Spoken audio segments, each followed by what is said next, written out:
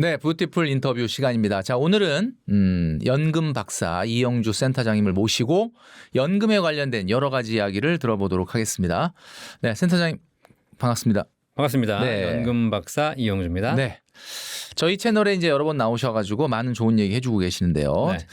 우선 새로운 정부 들어서고 우리가 이재명 대통령 후보 시절에 공약을 보면 내일 청년 채움 공제 뭐 시즌 2 뭐 이래가지고 이런 지원금 혜택이 있는 정책 금융 상품들을 한번 홍보한 적이 있었습니다. 그래서 아마 정부도 우리 청년들이 빠르게 1억을 모으는데 좀 도움이 될 만한 이런 정책들을 피려고 하는 것 같은데 이 내용이 네. 어떤 내용이었을까요?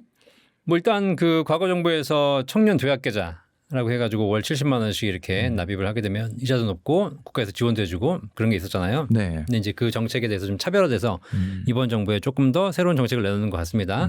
청년 미래 적금이라는 걸 지금 제도를 도입한다고 하는데 제도는 아직 확정이 안 됐어요.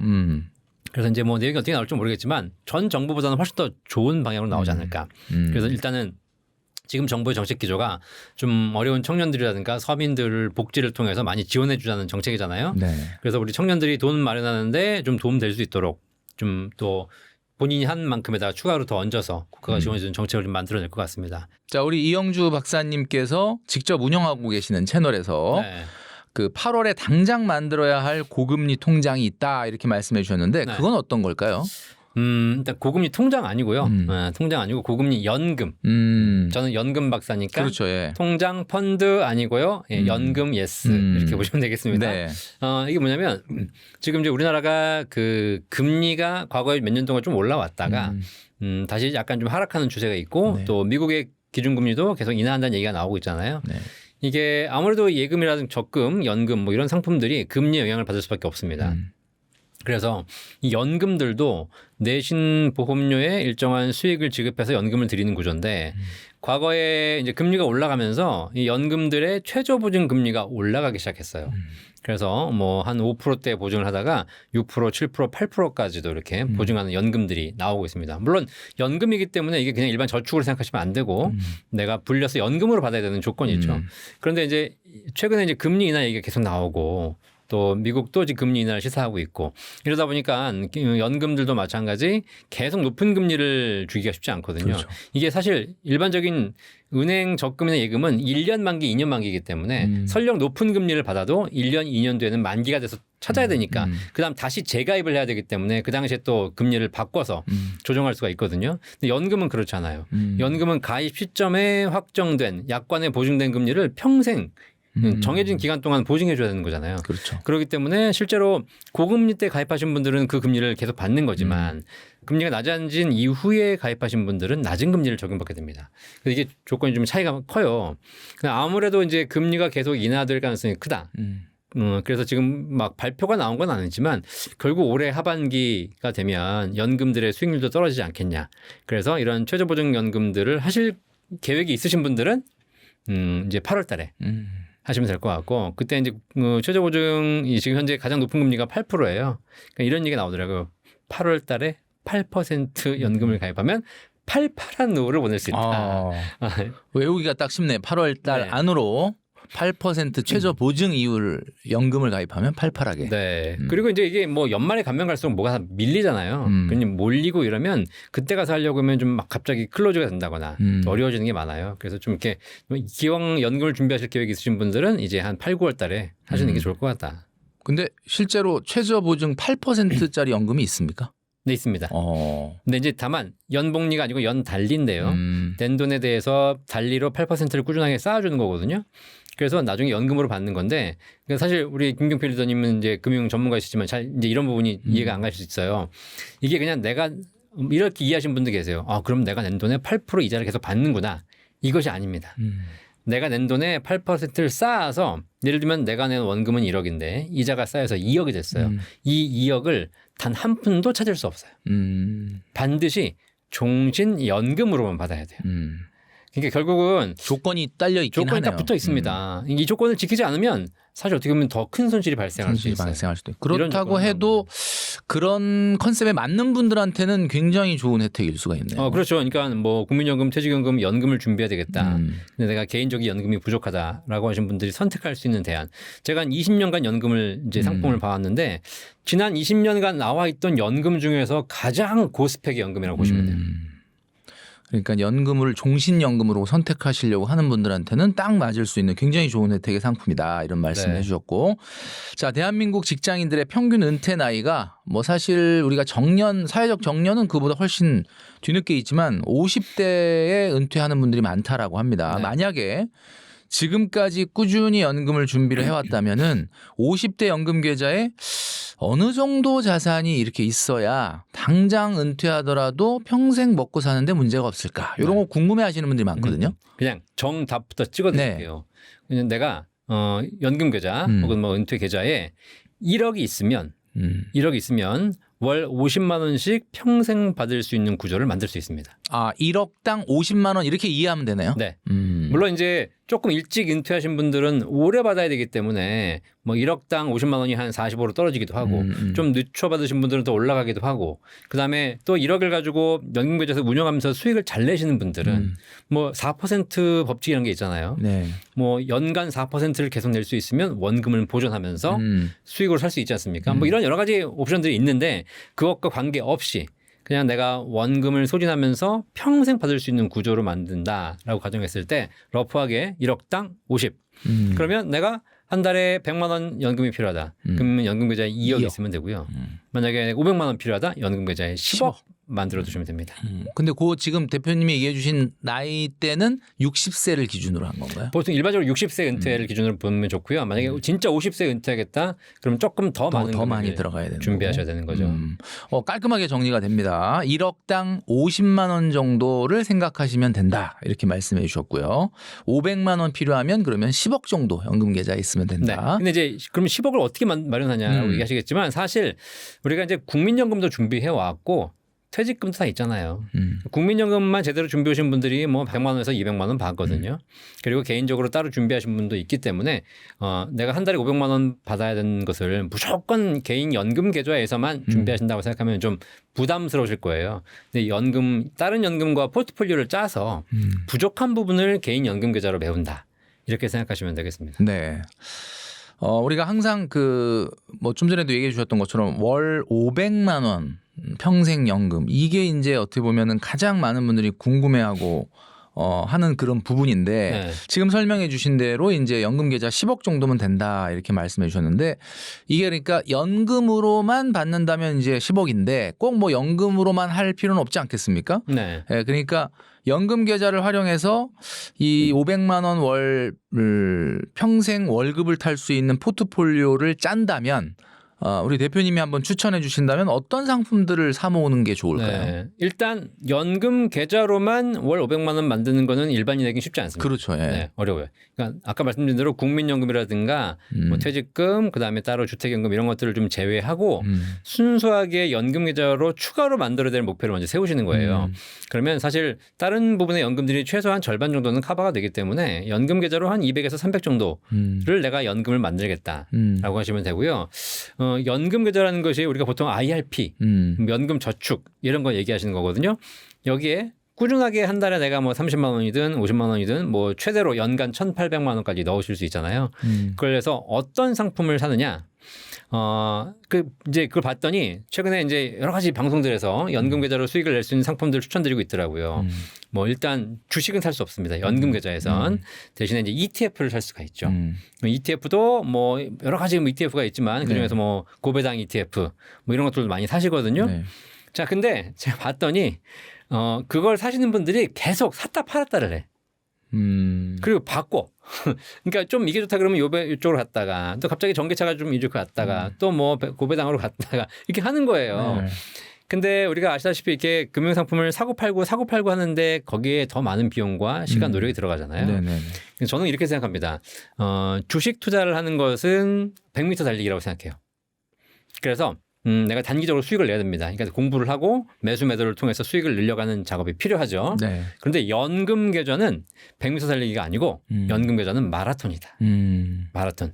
자, 요즘 우리나라 그 러닝 열풍이 일어났잖아요. 그렇죠. 굉장히 많이들 뛰고 계시는데 이게 우리가 100m 달리기를 지금 우리가 하는 게 아니라 보통 하프 마라톤 장거리 해가지고 다 10km, 20km, 40km 뛰는 거잖아요. 자, 이분들이 이제 마라톤을 뛰기로 했어요. 처음 시작하자마자 야, 내가 1등 해야 돼. 그래가지고 시작하자마자 초반에 한 5분을 전력 질주합니다. 그럼 어떻게 돼요? 다 지쳐버렸어. 네, 그러면 한 뭐 1km도 못 가가지고 이제 지쳐 쓰러지고 더 이상 못 가는 겁니다. 실제로 마라톤 42.195km를 뛰는 사람들은 처음부터 끝까지 페이스가 일정하죠. 마찬가지 연금도 마찬가지입니다. 그래서 연금 계좌로 만약에 포트폴리오를 짜서 나중에 월 500 받고 싶다, 수익을 많이 내고 싶다라고 한다면 저는 추천해드리는 또 하나의 명쾌한 상품 TDF, 타겟 데이트 펀드. ETF를 추천드리는 경우도 있지만 ETF는 웬만하면 지양하셔라. 왜냐하면 이거 자체가 실시간으로 매수 매도를 할 수 있다 보니까 계속 유행을 탈 수밖에 없는 그런 건데 그냥 TDF에다가 한 달에 30만 원, 한 달에 50만 원 적립식으로 꾸준하게 타겟 데이트 펀드잖아요. 뭐 우리 부티풀 시청자 여러분은 워낙에 잘 아시겠죠. 네. 그래서 은퇴 시점, 목표 시점을 정해놓고 내가 뭐 2050년에 은퇴할 거다. TDF 2050 꾸준하게 지금부터 20년간 적립을 하시게 되면 그게 샀다 팔았다 하는 것보다 훨씬 더 높은 연금액을 만들 수 있을 거다. 꼭 한번 TDF도 검토해 보시길 바라겠습니다. 네. 자, 대표님이 지금 포트폴리오 말씀해 주셨는데 이게 사실 조금 너무 좀 어렵다라고 생각하시는 분들이 많이 있을 수 있거든요. 네. 노후를 위해서 매월 50만 원씩 이렇게 꾸준히 이렇게 투자를 하고 싶다라고 하는 분들, 이런 분들에게 조금 추천해 주실 만한 펀드 또는 뭐 상품 이런 것들이 있다면 어떤 게 있을까요? 제가 직전에 질문에서 답변해드렸던 8월에 만들어야 되는 고금리 연금. 사실 그걸 추천 많이 드리고 있습니다. 네. TDF 상품은 노후를 준비 위해서 꾸준하게 투자하는 상품이죠. 그런데 사실 이 TDF라는 것이 수익에 영향이 있기 때문에 네. 운용을 잘해서 좋은 TDF를 가입하게 되면 또 주식시장이 좋으면 수익이 납니다. 반대로 주가가 빠지거나 또 전체적인 경기가 안 좋게 되면 TDF 수익률도 마이너스를 볼 수 있는 것이죠. 이러다 보니까 사람들이 뭐가 좋은 거야? 그리고 가끔씩 열어보면 막 빨간색, 파란색이 올라갔다 네네. 하잖아요. 그러니까 이런 게 계속 흔들리는 거예요. 그러니까 지금 질문하신 대로 너무 어렵고 귀찮아. 이런 경우가 있어요. 나는 그냥 두고 잊어버리고 싶어. 이게 쉽지 않아. 자, 이런 분들에게 추천드리는 가장 좋은 연금이 바로 톤틴 연금이라는 게 있어요. 좀 전에 말씀드렸던 고금리 연금이 톤틴 연금의 구조를 갖고 있습니다. 네. 이거는 쉽게 얘기하면 사서 그냥 잊어버리시면 돼요. 자, 그런데 어떤 구조를 갖고 있냐? 톤틴 연금의 톤틴이란 말이 되게 생소하잖아요. 네네네. 이게 뭐냐면 18세기 이탈리아 은행가였던 톤티라는 사람이 고안한 연금입니다. 네. 그 당시에도 이제 노후 준비를 위해서 연금이 필요한데 뭔가 재원은 한정적이고 연금은 더 많이 받고 싶고 이런 사람들의 생각이 있었겠죠. 네. 어떻게 하면 연금을 더 많이 받을까 고민을 하다가 조건을 내건 거예요. 가입 수익을 외부에서 운용해서 갖고 오는 수익만으로 안 되니까 내부의 가입자들끼리 조건을 만든 겁니다. 가입자가 10명이었어요. 자, 근데 이번 달에 줄 수 있는 총 연금액이 1,000만 원이에요. 네. 그럼 100만 원씩 줘야 되잖아요. 그렇죠. 나눠서.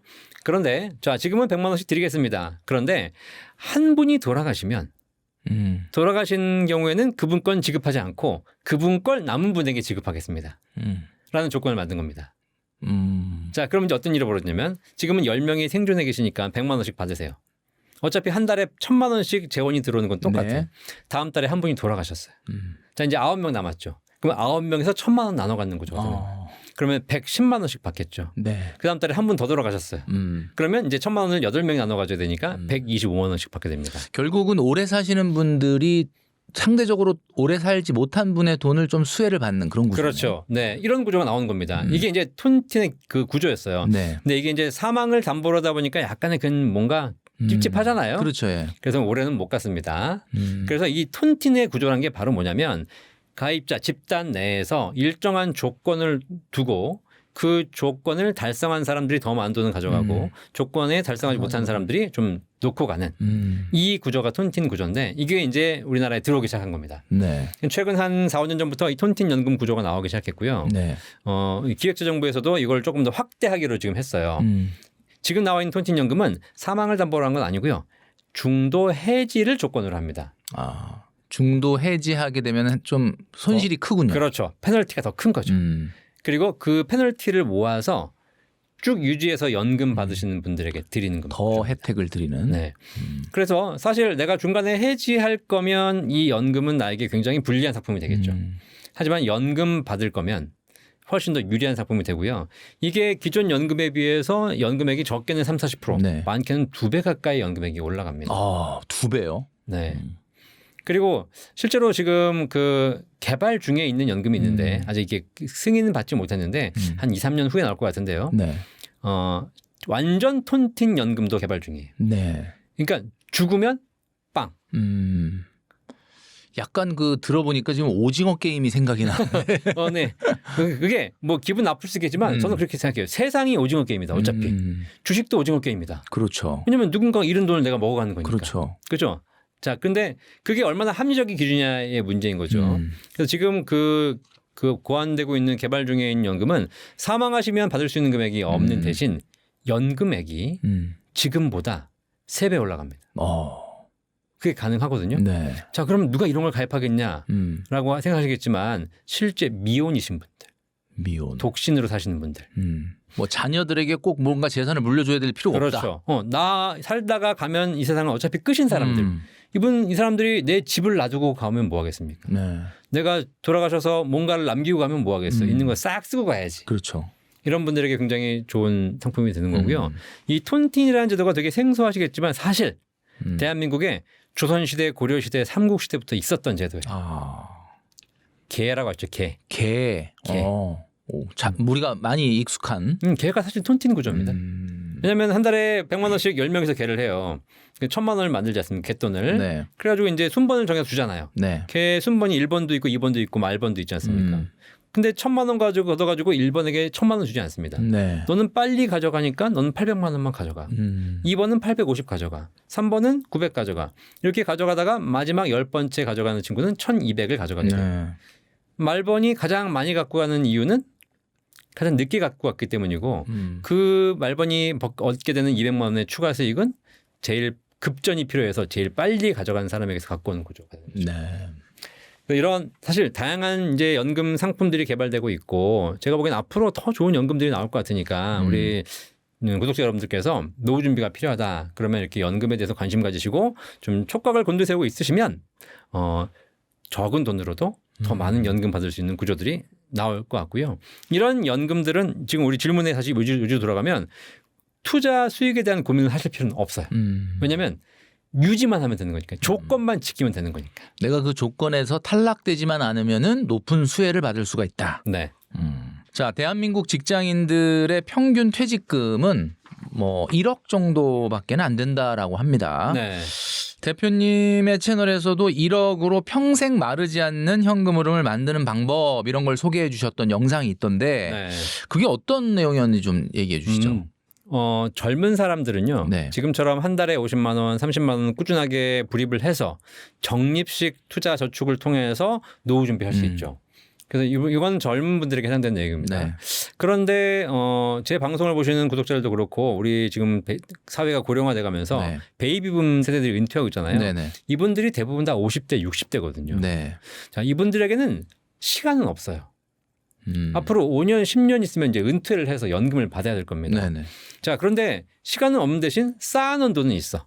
네. 지금까지 내가 꾸준하게 저축을 해와가지고 통장에 한 5천만 원 뭐 주식 투자하고 있거나 네네. 아니면 퇴직을 앞두고 있는데 퇴직금이 뭐 한 1억, 2억 나오거나 이렇게 해서 목돈은 있는데 적립식으로 할 만큼의 시간은 없는 분들. 시간 없고. 자, 이런 분들에게서 목돈 고민이에요. 내가 그럼 가지고 있는 돈은 한 1억 있는데 이걸로 노후에 좀 안정적으로 살 수 있는 방법이 없을까? 네. 고민하시는 분들 계시죠. 자, 근데 거기서 이제 제가 처음에 추천드려봤어요. 1억 있으니까 이거를 뭐 주식 투자해 보십시오. 자, 근데 젊은 사람도 1억으로 주식 투자하는 게 두려운데 나이 50, 60에 내 인생 마지막 퇴직금을 가지고 주식을 투자한다는 건 사실 쉽지 않죠. 네.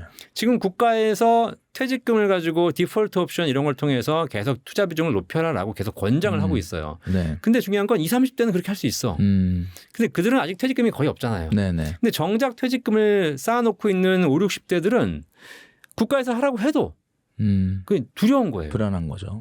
방법이 없는 거예요. 그래가지고 그걸 뭐 주식을 하기도 그렇고 또 무슨 뭐 배당주 이런 거 하기도 그렇고 그러니까 사실 우리나라의 퇴직금 지금 현재 한 450조 가까이 된다고 하는데 네. 이 퇴직금의 90%가 예금에 묶여 있습니다. 네.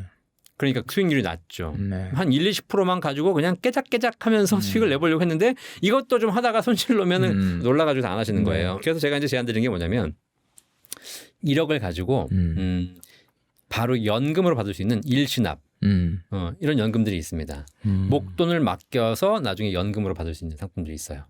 목돈을 맡기고 네. 그 대신 연금으로 받는 캐시플로우로 방식. 받는 거죠. 자, 근데 과거의 목돈 연금들은 1억을 맡기면 뭐 다음 달부터든 5년 후부터든 일정한 기간부터 연금을 줬어요.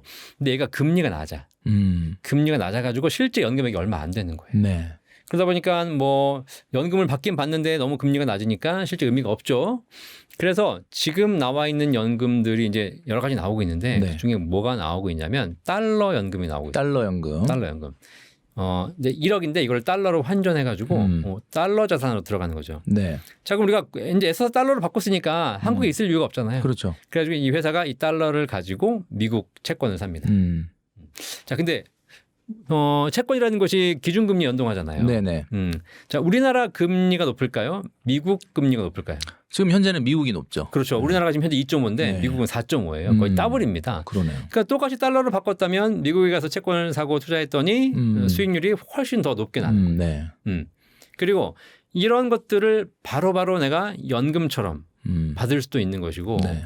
채권으로 해서 불려진 금액을 채권 만기 보통 10년, 20년이거든요. 만기가 되면 원금으로 찾을 수도 있는 것이고 그걸 연금으로 받을 수 있는 방법이 있기 때문에 이런 부분에서 굉장히 좀 좋은 구조의 상품들이 나오더라는 겁니다. 네. 근데 다만 이제 달러를 하시게 되면 환차익, 환차손이 발생할 수 있는 거 그렇죠. 이런 건 좀 감안하셔야 될 것 네. 같고 하지만 연금을 했더니 좋은 게 생겼어요. 네. 그게 뭐냐면 일반적으로 달러 채권을 사면 예금자 보호가 돼야 안 돼요. 안 되죠. 안 채권. 되죠. 네. 달러 연금은 예금자 보호가 됩니다. 그래서 혹시 좀 안전을 선호하시는 분들에게는 굉장히 좋은 구조. 네. 그다음에 연금으로 하게 되면 또 1억까지는 비과세도 됩니다. 그런 혜택들이 있기 때문에 한번 찾아보시면 좀 리스크를 줄이면서 네. 노후 연금을 준비할 수 있는 방법도 네. 있습니다. 뭐 지금 대표님 얘기해 주셨던 달러 연금 관심 한번 가져보면 좋겠다라는 생각이 들고요.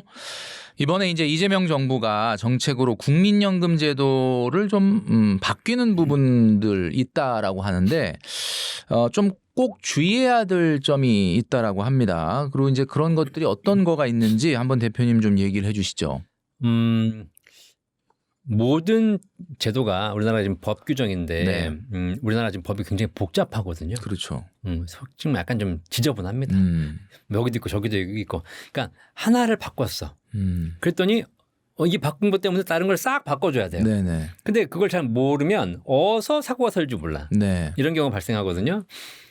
국민연금법이 지난 4월에 개정됐습니다. 네. 이렇게 통과를 했고 네. 이제 공포가 됐죠. 네. 그래서 지금 국민연금이 2026년 1월부터 보험료가 올라갑니다. 네. 지금은 소득의 9%를 내고 있는데 네. 여기 내년부터 9.5, 내후년은 10 이렇게 해서 계속 0.5%씩 13%까지 8년에 걸쳐 올라갑니다. 네.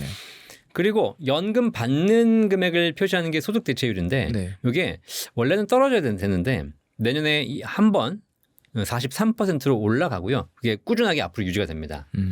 자, 이렇게 됐어요. 자, 그러니까 이제 사람들 어떻게 되면 사람들은 적게 내고 많이 받고 싶잖아요. 네, 그렇죠. 그죠? 근데 올해 냈더니 보험료는 적은데 소득 대체율도 아직은 낮아요. 그러니까 올해는 적게 내고 적게 받는 구조가 되는 것이고 네. 내년에 내려고 했더니 소득 대체율이 올라갑니다. 많이 받습니다. 똑같은 금액을 내년에 내면 더 많이 받아요. 네. 근데 내년에 보험료가 올라요. 내년은 많이 내고 많이 받는 구조가 되는 거예요. 네. 자, 이러면 뭐 큰 차이가 없죠. 네. 그냥 뭐 내가 돈 생길 때 하면 되겠다라고 생각하면 됩니다. 그런데 여기서 어떤 허점이 발견됐냐면 국민연금 보험료를 결정하는 거거든요. 그러니까 이게 추후 납부를 하거든요. 추후 네네. 납부. 과거에 안 낸 거를 내가 내는 게 추후 납부를 하는 건데 네네. 이게 일시금을 내야 되거든요. 네네. 좀 큰 돈을 내는 겁니다. 이게 보험료를 결정할 때는 신청한 달에 보험료를 결정해요. 네. 신청한 달. 그런데 연금 받는 소득 대체율을 결정하는 변수는 실제 납부한 달 걸 적용해줘요. 이번 달에 신청하고 이번 달에 납부하면 똑같아요. 상관없어요. 네. 그런데 이번 달에 신청하고 신청하고. 다음 달에 납부할 수 있잖아요. 네네. 이런 경우에 이제 문제가 발생되는 거예요. 자, 2025년 12월 올해입니다. 올해는 보험료율이 아직 안 올랐죠. 네. 그러니까 올해 신청하면 하고. 낮은 보험료율로 음. 내가 내는 돈이 결정돼요. 네네. 그리고 나서 올해 12월에 신청하고 올해 내는 게 아니라 내년에. 한 달 기다렸다가 2026년 1월에 내. 그러면 내년에는 소득 대출이 올라가기 때문에 그렇죠. 높은 연금액이 결정되는 겁니다. 이게 이런 허점, 시차가 발생하는 거예요.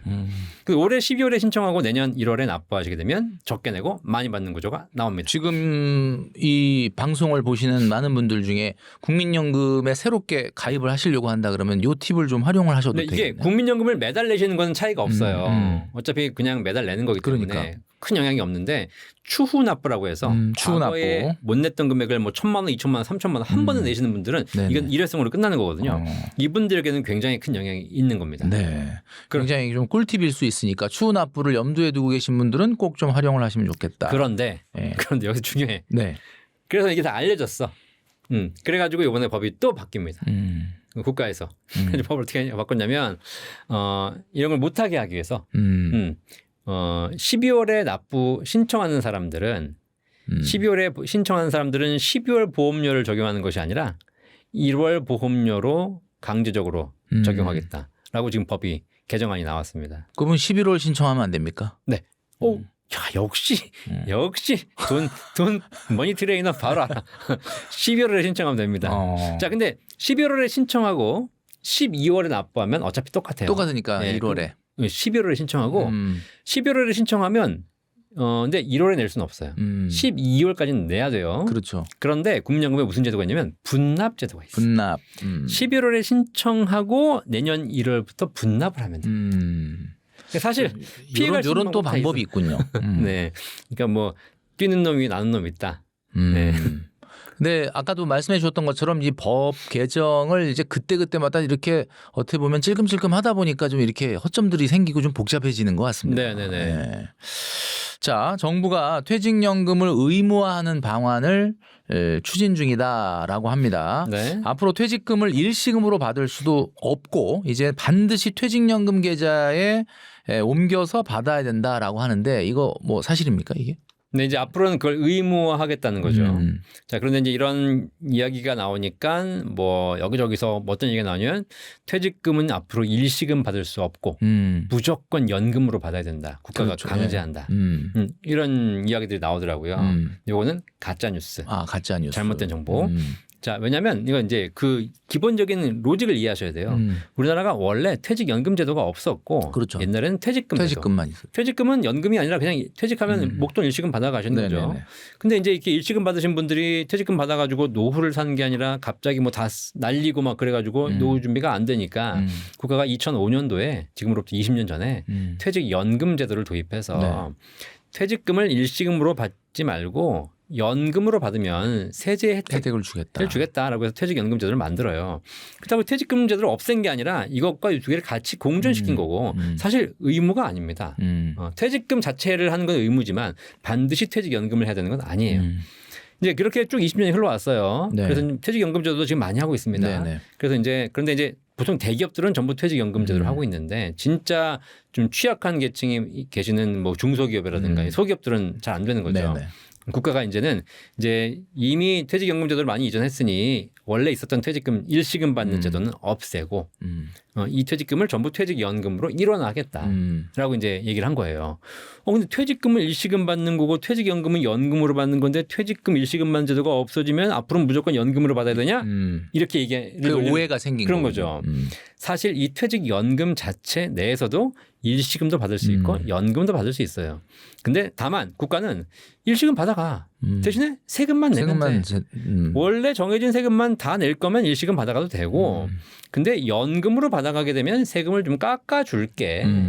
이 제도가 되어 있는 것이기 때문에 퇴직금 제도가 폐지된다고 해가지고 일시금 못 받는 건 아닙니다.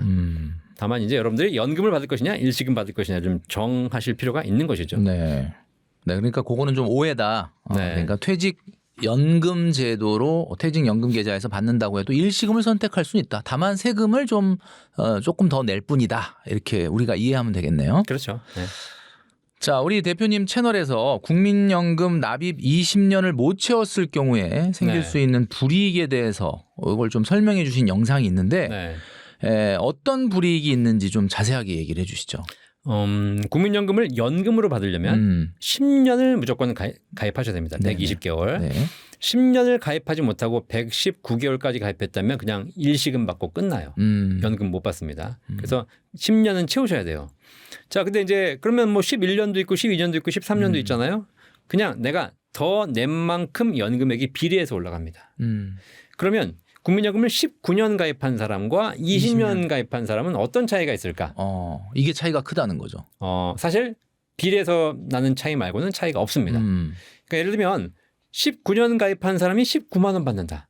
20년 가입한 사람은 20만 원 받아요. 21년 가입한 사람은 21만 원 받습니다. 그러니까 비례를 올라가기 때문에 아무 차이가 없어요. 네. 그 연금 가입 기간에 비례해서 나오는 금액은 차이가 없다. 그럼요. 네. 그러니까 9년이냐 10년이냐는 연금이냐 일시금이냐의 차이가 있기 때문에 있지만. 굉장히 큰 차이지만 그 이후부터는 계속 늘어난 만큼 연금액이 올라가기 때문에 그 비례한 거 말고는 다른 차이는 없습니다. 뭔가 다른 게 좀 차이가 있군요. 네, 그렇죠. 그리고 또 하나 있어요. 그래서 국민연금이 보통 40년 가입이거든요. 근데 41년, 42년 가입한 사람이 이제 앞으로 나올 거예요. 국민연금이 88년도에 생겼어요. 네, 지금 우리나라에 가장 최장으로 가입한 사람이 37년입니다. 37년. 근데 18세부터 가입이 가능하기 때문에 실제로 꾸준하게 가입한 사람들은 최장 47년까지 가입이 가능하거든요. 65세까지. 앞으로 나올 거예요. 그것도 물어봐요. 40년 가입한 거하고 41년, 42년 가입한 건 의미 없는 거 아니냐. 그렇지 않고요. 그것도 마찬가지 가입 기간이 늘어나는 만큼 연금액은 비례해서 올라갑니다. 여기는까지는 비례해서 올라가는 것이니까 아무 차이가 없는데 네네. 다른 것에서 큰 차이가 나는 게 있는 거죠.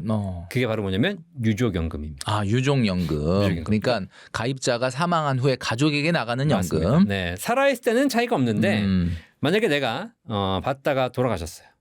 돌아가셨어. 그러면 19년 가입하고 연금 받으신 분은 받다가 돌아가시면 내가 받던 금액의 50%가 유족에게 지급됩니다. 딱 절반이 유족연금. 그러니까 예를 들면 19년 가입해서 190만 원 받았어요. 그러면 이분은 돌아가시면 유족에게는 한 뭐 95만 원 이렇게 절반이 지급되는 것이죠. 근데 20년을 가입했어요. 20년 가입했으니까 200만 원 나오겠죠. 네. 200만 원 받던 분이 돌아가시게 되면 딱 그 19년, 20년 어떻게 보면 한 달 차이입니다. 한 달 차이. 한 달 차이로 유족연금 지급률이 60%로 올라갑니다. 10%가 더 나오네. 그렇죠. 이거를 생존 기간으로 따지면 엄청나게 큰 엄청나죠. 190만 원 받던 분이 돌아가시면 95만 원 나오는데 200만 원 받던 분이 돌아가시면 120만 원 나오는 겁니다. 그래서 내가 국민연금을 늦게 가입을 해가지고 난 딱 이제 국민연금 다 끝났는데 19년밖에 안 됐어. 그러면 추가로 내가 좀 더 내면 됩니까? 가능합니다. 내가 60세가 됐어요. 근데 19년밖에 안 됐어요. 그럼 60세 이후부터 연금 받기 직전까지 임의계속 가입을 통해서 임의계속 가입. 20년을 채울 수 있습니다.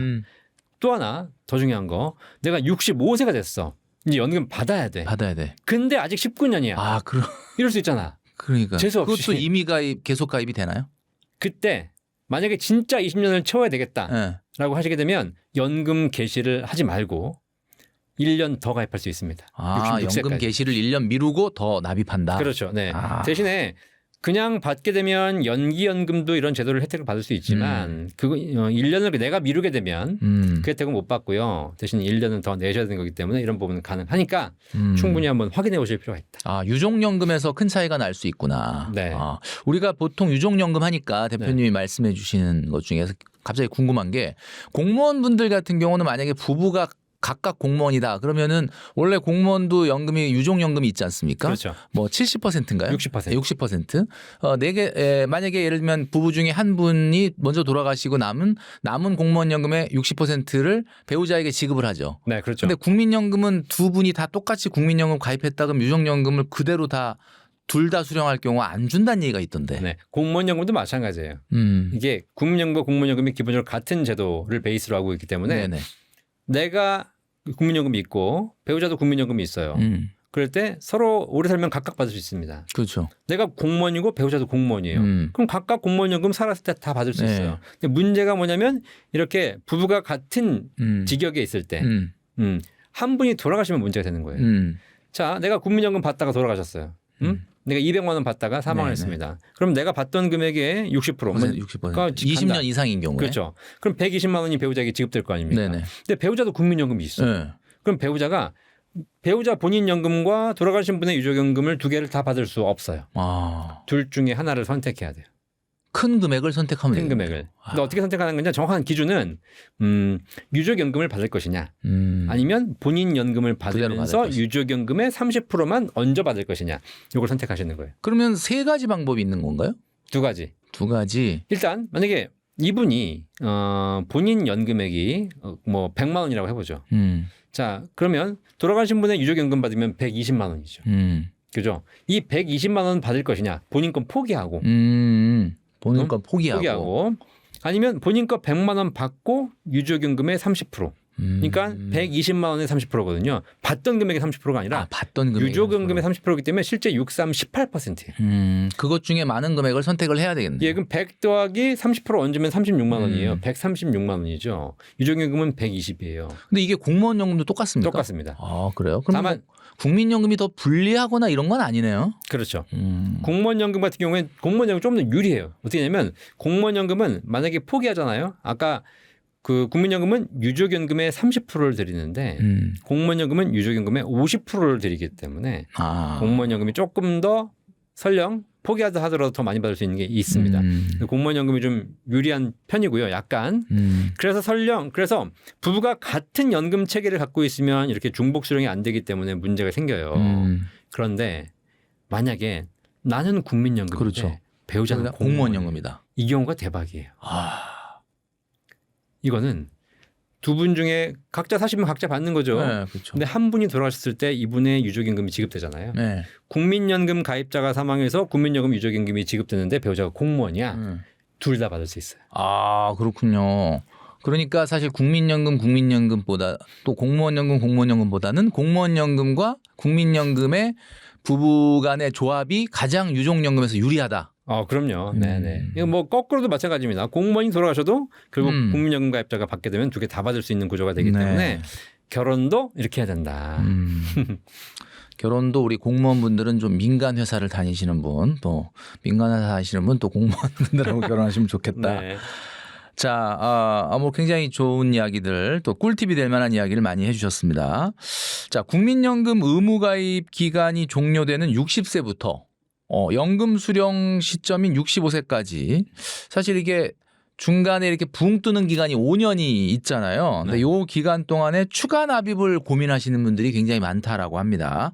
직장 다니는 분들은 원래 사업주가 이제 절반을 부담하던 게 끝나서 혼자 그냥 9%를 모두 이제 앞으로 올라가게 된다면 13%를 모두 납부를 해야 되니까 상당히 좀 부담스러울 수는 있는데 우리 연금 전문가의 입장에서 봤을 때는 이 추가 납입, 요거 납입 그 의무 가입 기간 끝나고 나서 이거 꼭 필요하다고 보시나요? 어떤 필요하죠. 뭐 그 돈으로 딴 거 하는 것보다는 딴 거 하는 것보다는 네. 뭐 어차피 이게 딱 한 4, 5년 내는 거거든요. 근데 우리가 뭐 4, 5년 돈 모아서 크게 돈 벌 수 있는 게 없잖아요. 뭐 장기 투자하지 않으면 모를까. 그러다 보니까 그 금액 한 달에 뭐 한 30만 원, 40만 원을 할 수 있는 것 중에 가장 좋은 건 국민연금 추가 납부인데 이 전문 용어가 임의 계속 가입이라고 해서 임의 계속 가입. 60세부터 연금 받기 전까지 한 4, 5년 더 낼 수 있는 거 하시는 게 좋고요. 근데 다만 이 시점에는 내가 보험료를 전액을 내야 되기 때문에 이걸 좀 부담스러워 하시는 분들이 계시더라고요. 거기다 소득까지 없어졌기 때문에. 그렇죠. 근데 제가 이제 재밌는 거 하나 알려드릴게요. 일반 직장인들은 재직 시절에 국민연금 보험료의 절반을 내주잖아요. 그렇죠. 회사가 절반 내주고 내가 절반 내지 않습니까? 그러니까 사실 이제 안 그래도 좋은 국민연금인데 사실 내가 낸 거는 반밖에 안 되는 반밖에 거니까 안 더 좋은 거예요. 네, 그래서 굉장히 좋은 거거든요. 자, 근데 이제 60세가 퇴직하면요, 되게 재밌는 일이 생깁니다. 60세에 퇴직을 해가지고 회사를 나가신 분도 계시지만 그냥 회사가 좋아가지고 60세 이후에도 계속 일하시는 분들이 계시죠.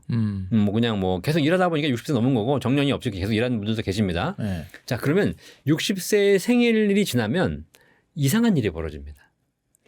회사가 나를 안 자르고 계속 60세 이후에도 월급을 주는 게 감사한 일인데 60세 생일 다음 달에 되면 월급이 오릅니다.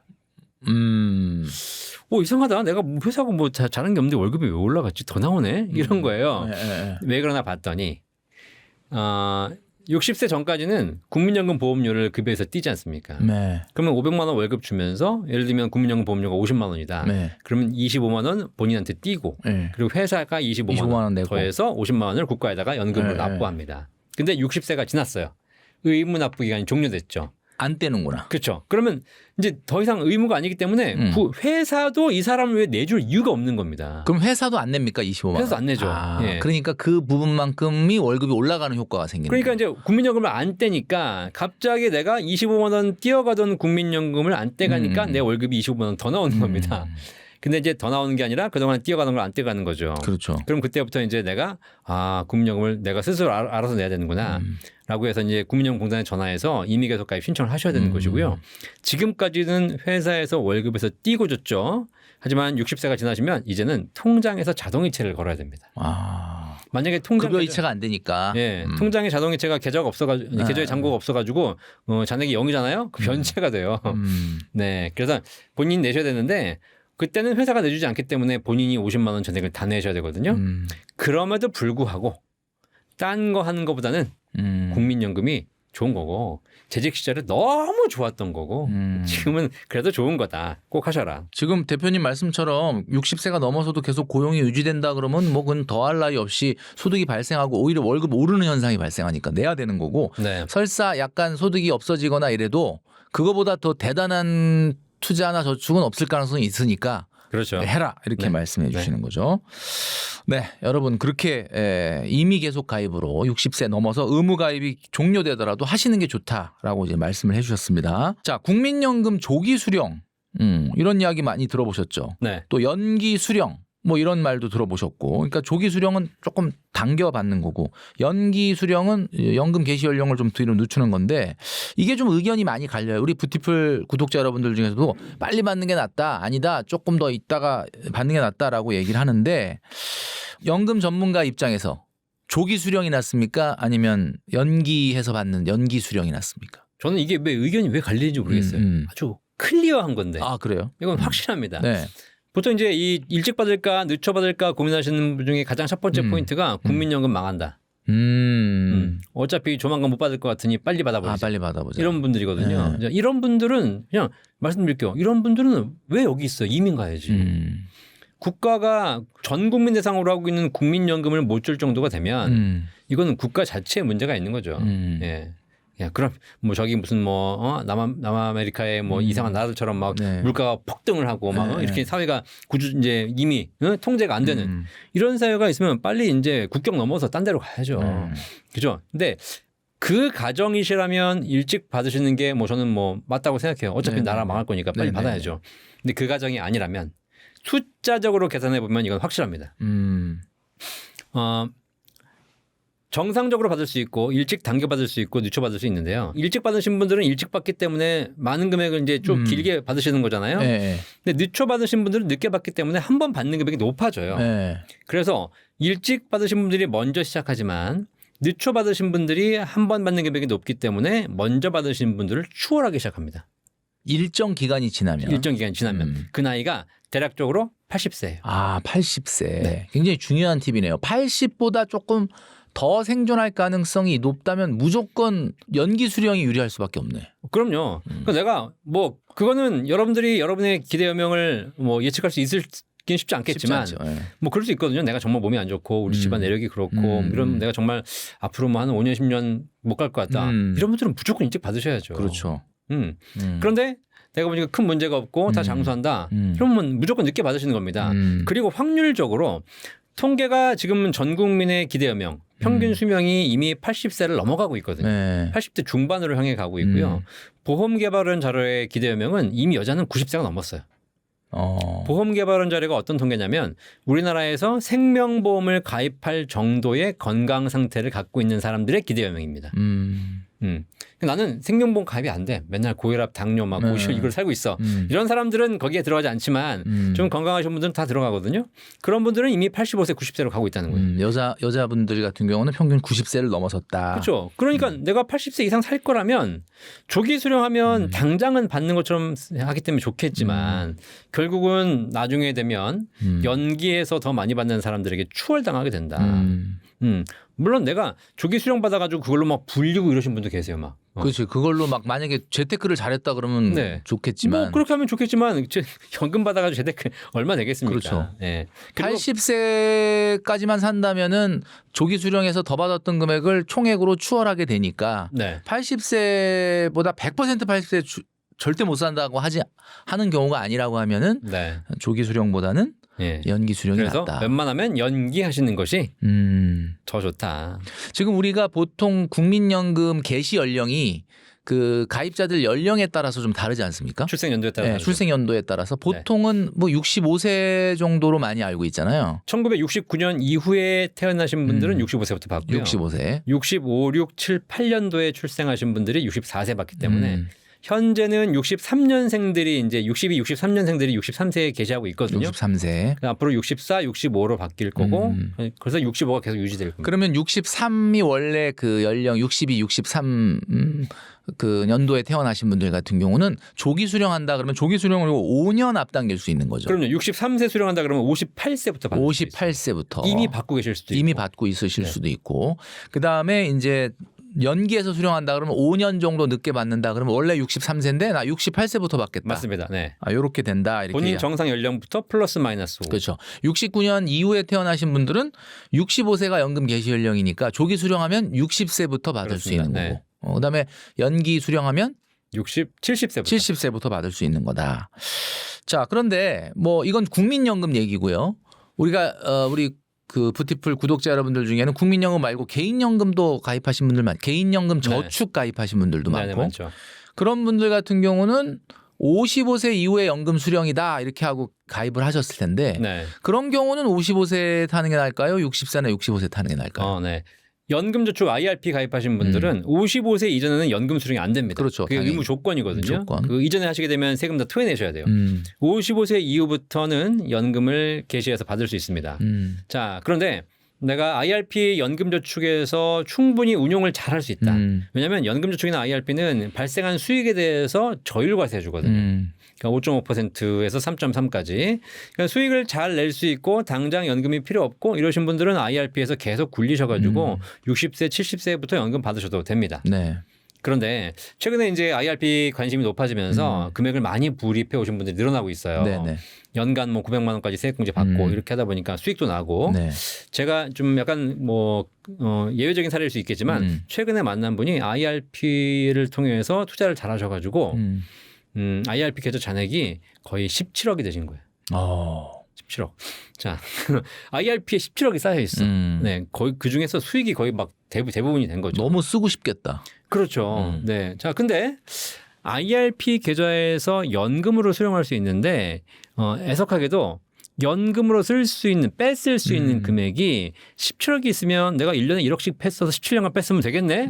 라고 생각할 수 있잖아요. 네. 그게 아니라 연간 1,500만 원까지밖에 안 됩니다. 연간 1,500만 너무 원. 낮죠. 연간 뭐 한 달에 한 120만 원밖에 안 되네. 네, 그것도 원래 재작년까지 100만 원에 1,200이었던 걸 1,500으로 올려준 거예요, 사실. 자, 그러다 보니까 이제 뭐 계좌 잔액이 얼마 안 되신 분들은 큰 영향이 없습니다만 IRP에 2억, 3억, 4억 이제 쌓아가시는 분들은 고민인 거야. 야, 이걸 내가 1,500만 원씩 뺐어가지고 어느 세월에 다 그러니까. 빼냐. 쓰고 싶은데도 못 뺐는 거죠. 그리고 만약에 1,500만 원 더 이상 뺐을 수 있어요. 그러면 전체가 종합과세가 되기 때문에 세율이 많이 올라갈 수 있습니다. 네. 그러다 보니까 이렇게 연금 계좌에서 조금 더 많이 쌓이신 분들은 계속 불리는 것보다는 일정 부분을 이제 인출할 필요가 있는 거죠. 그러면 1,500만 원씩 풀로 인출해도 10년에 1억 5천, 20년이 돼야 3억을 뺐을 수 있는 거예요. 수익까지 발생하고 그러면 이제 돌아가시기 전까지 다 못 뺐고 갑니다. 자, 이런 분들 좀 빨리 뺐으셔라. 그다음에 IRP 내에서는 운용할 수 있는 상품들이 투자 상품들이 주로 있지만 네. 아까 지난 영상에 말씀드린 것처럼 음. 그 IRP에서 빼가지고 일반 개인적으로 가입할 수 있는 연금 상품 중에서 더 유리한 조건에 있는 상품도 있습니다. 네. 그러니까 그런 걸 잘 비교해 보시고 네. 내 상황에 맞춰서 55세가 되면 인출하는 전략도 나쁜 전략이 아니다. 네. 그러니까 개인연금에서는 역시 마찬가지로 55세에 조금 빨리 인출하느냐 아니면 좀 더 늦게 두느냐는 그분의 상황에 맞춰서 지금 우리 대표님이 얘기해 주셨던 것처럼 선택적으로 생각하시면 될 것 같다라는 생각이 듭니다. 자, 목돈과 연금을 좀 비교하는 분들이 많죠. 사실은 이건 좀 다른 개념인데 네. 대놓고 이렇게 비교를 하게 되는 경우도 있어요. 목돈 10억과 월 300만 원 종신연금 어느 쪽이 더 낫겠느냐. 아마 여러 구독자 여러분들한테 이거 선택하라 그러면 야 이거 정말 선택하기가 어렵죠. 목돈 10억이냐 죽을 네. 때까지 월 300만 원이냐. 네, 네. 이걸 우리가 어떻게 이해해야 될까요? 금액을 10억하고 500만 원으로 비교하면 더 좋을 것 같습니다. 아 그래요? 왜냐면 느낌적으로 지금 딱 얘기하면서 네. 목돈 10억과 음. 그리고 월 한 500만 원 죽을 때까지 나오는 거. 네. 자, 요거 둘 중에 하나 선택하라 그러면은 여러분들은 어떤 거 선택하시겠습니까? 이게 사실 딱 듣고 보면 10억이 나올 것 같기도 하고 500만 원씩 죽을 때까지 나오는 게 나올 것 같기도 한데 연금 전문가님이 보시기에는 네. 어떤 게 더 나을까요? 우리 김경필 리더님이 주로 이제 그동안 얘기하셨던 네. 이제 자산을 형성하고 짠테크를 하고 돈을 만드는 데 있어서 목돈을 마련하는 게 되게 중요하죠. 네. 그러니까 젊을 때는 목돈을 준비해서 자산을 쌓아가는 과정이 굉장히 중요합니다. 그렇죠. 예. 자, 그런데 이제 이게 이렇게 사람들이 쌓아왔는데 중요한 건 뭐냐면 60세가 넘어서 70세가 80세가 돼도 이렇게 똑같이 짠테크를 하고 있으면 안 된다는 거예요. 그렇죠. 지갑을 열어야지 그때는. 그렇죠. 이제 그 나이가 들면 이제 더 이상 그만 모으고 써주시는 것이 더 좋은 거고 내가 이거 들고 하늘나라 갈 수 없잖아요. 네. 그리고 더 어떤 게 생기냐면 젊을 때는 일단 머리가 빠릿빠릿하게 돌아갑니다. 이렇게 방송 들으면서 공부도 할 수 있고 그렇죠. 또 하다못해 주식을 사고 팔아도 클릭 툭 하다 보면 진짜 손도 엄청 빨라요. 네. 주식이라는 게 막 오르고 떨어지고 있기 때문에 바로 맘먹으면 팔아야 되잖아요. 네. 근데 나이가 들면 어떻게 되냐? 주식을 팔아야 돼. 그럼 일단 앱을 켜야 되는데 앱을 어떻게 키는지를 몰라가지고 열심히 키다가 막 이렇게 또 안 보여. 아, 누르다 잘못 눌렀어. 잘못 눌러서 또 샀어. 또 뭐 이런 게 생겨. 네. 이건 어쩔 수 없이 인간의 그 신체가 변화하는 과정이기 때문에 나이가 들면 이제 활동력, 판단력, 기억력들이 저하되기 시작합니다. 그러면 이런 과정에서 젊은이들과 경쟁할 수가 없고요. 이러다가 더 큰 리스크에 처해 있기도 해요. 그래서 나이가 들면 지금 갖고 있는 목돈을 슬슬 연금으로 전환할 필요가 생기는 거죠. 목돈을 갖고 있으면 내가 불려야 됩니다. 내가 지켜야 되는 것이죠. 네. 근데 연금을 갖고 있으면 내가 불리지 않아도 알아서 연금이 또박또박 나오거든요. 그래서 제가 목돈과 연금의 차이점을 네. 책에서 썼는데 네. 오늘 이 질문 주셨으니까 그중에서 네. 한 가지만 얘기해 드릴게요. 네. 목돈 가진 사람은 수익률에 투자하고 연금 가진 사람은 수명에 투자한다. 아, 수명에 투자한다. 그러니까 오래 살수록 훨씬 그럼요. 더 수익률이 네. 좋아지는. 어쨌든 내가 세상 살면서 많이 자산을 많이 받고 많이 불리는 게 중요하잖아요. 근데 목돈 갖고 있는데 목돈을 불리려면 내가 끊임없이 수익률에 투자해야 됩니다. 그래서 이게 도대체 지금 미국 관세 협정이 된다는데 이러면 주가가 오르는 거야 떨어지는 거야. 주식 뭐 이런 거 공부해야 되죠. 젊을 땐 할 수 있지만 나이 들면 점점 힘들어지지 않습니까? 근데 나이 들어가지고 이렇게 수익률 관심 갖게 되면 어떤 일이 벌어지냐. 일단 국장을 해. 국장을 하면 아침 9시부터 오후 3시 반까지. 네네. 요즘은 이거 더 늦어졌다면서요. 네네. 그러니까 하루 종일 주식 봐야 되는 거예요. 거기다가 또 미장을 하네. 네. 그러면 이제 밤 10시 반부터 새벽에 또 일어나서. 잠 못 자. 또 해야 돼. 네. 거기다 코인을 해. 네. 그러면 24시간. 아예 잠 못 자. 이러다가 수익률 투자하고 수익률 보다가 스트레스 받아서 죽어요. 아. 네. 자, 이러실 필요 없다. 아. 나이가 들면 연금으로 바꾸시고 자, 연금은 한 달에 300이든 500이든 꾸준하게 나오지 않습니까? 그럼 아침 9시가 되면 뭐 하면 돼요? 그 돈 써야죠.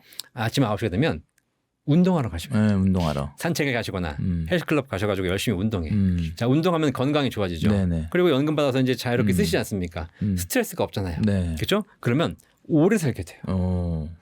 오래 살면 수익률 높아지는 거예요. 그럼요. 연금액이 엄청나게 늘어나는 거죠. 평생 나오는 거니까. 그러면 지금 운동하고 계신 노인분들은 연금이 있다 그러면 수익률 높이고 있는 중이네. 그럼요. 그래서 연금은 수익률 높이는 방법이 연금은 오래 사는 거예요. 자, 그러면 오래 살고 연금 많이 받고 수익률 높아지고 얼마나 좋아요. 그래서 결국은 목돈보다는 연금이 노후로 가면 갈수록 더더욱 중요한 자산이 되어가고 있다. 그 우리나라의 많은 또 이렇게 노인분들이 자녀 물려주겠다고 목돈 쌓아놓고 쓰지도 못하고 이렇게 있는 분들이 있는데 네. 이 영상 보시면은 네. 절대 그렇게 하지 마시고 목돈보다는 연금으로 만들어서 또 건강하게 운동하시면서 수익률도 높이고 행복한 삶을 사셨으면 좋겠다라는 대표님의 말씀이 마음에 와닿는 것 같습니다. 맞습니다. 자, 오늘 굉장히 여러 가지 이야기들을 재밌고 또 아주 쉽게 풀어주셨는데요. 오늘 나와주셔서 대단히 감사드리고요. 오늘 그 우리 뷰티풀 구독자 여러분들에게 오늘 얘기하셨던 내용과 더불어서 조금 더 당부하고 싶은 얘기가 있으시다면 한 말씀 해주시죠. 뷰티풀 보시는 분들이 이제 경제에 관심이 많으신 분들이잖아요. 대한민국이 그동안 성장기였어요. 성장기에는 돈을 모으고 축적하고 불리는 게 되게 중요했습니다. 우리는 그렇게 수십 년을 살아왔죠. 그렇죠. 근데 지금 우리나라 대한민국은 성숙기에 들어갔습니다. 최근에 경기가 안 좋다고 하지 않습니까? 그런데 대통령도 정책을 내놓는 걸 보면 성장 정책도 있지만 사실 소비 정책을 더 많이 쓰고 있습니다. 이게 왜냐하면 지금 대한민국의 경제를 살리는 방법은 과거처럼 돈을 모으고 불리는 것이 아니라 이제는 돈을 잘 수단시켜 주는 거거든요. 인간의 몸도 마찬가지예요. 인간이 성장을 할 때 어린아이가 키가 클 때는 많이 먹어서 에너지를 축적해야 됩니다. 그래야 키가 커요. 근데 얘가 성인이 돼가지고도 계속 먹고만 있으면 얘는 각종 성인병에 걸리죠. 성인들이 건강할 수 있는 방법은 열심히 운동해서 먹은 에너지를 배설하는 겁니다. 이 순환시키는 거죠. 대한민국 경제를 살리는 가장 좋은 방법은 돈을 돌리는 것, 경제를 순환시키는 것인데 부동산 자산은 돈이 묶이는 자산이에요.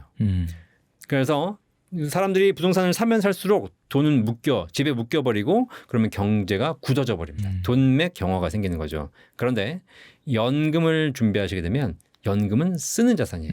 소비하는 자산입니다. 그래서 연금 가입하는 사람이 늘어나고 연금을 많이 써줄수록 결국 개인의 노후도 행복해지지만 국가 경제가 살아나는 선순환 구조가 되는 겁니다. 그래서 선진국을 보더라도 결국은 우리나라를 살릴 수 있는 가장 좋은 자산 이제는 연금 자산이다. 그래서 우리 뷰티풀 구독자 여러분들이 연금에 관심 많이 가져주시고 주변 사람들에게 연금에 대해서 많이 알려주시는 것 이것이 나와 우리 국가를 함께 살릴 수 있는 가장 좋은 방법이라는 걸 꼭 알아주셨으면 좋겠습니다. 네.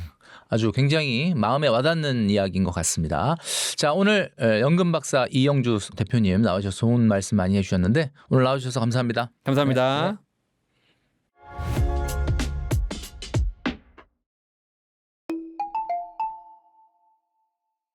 네, 반갑습니다. 제 이름은 이기훈이라고 합니다.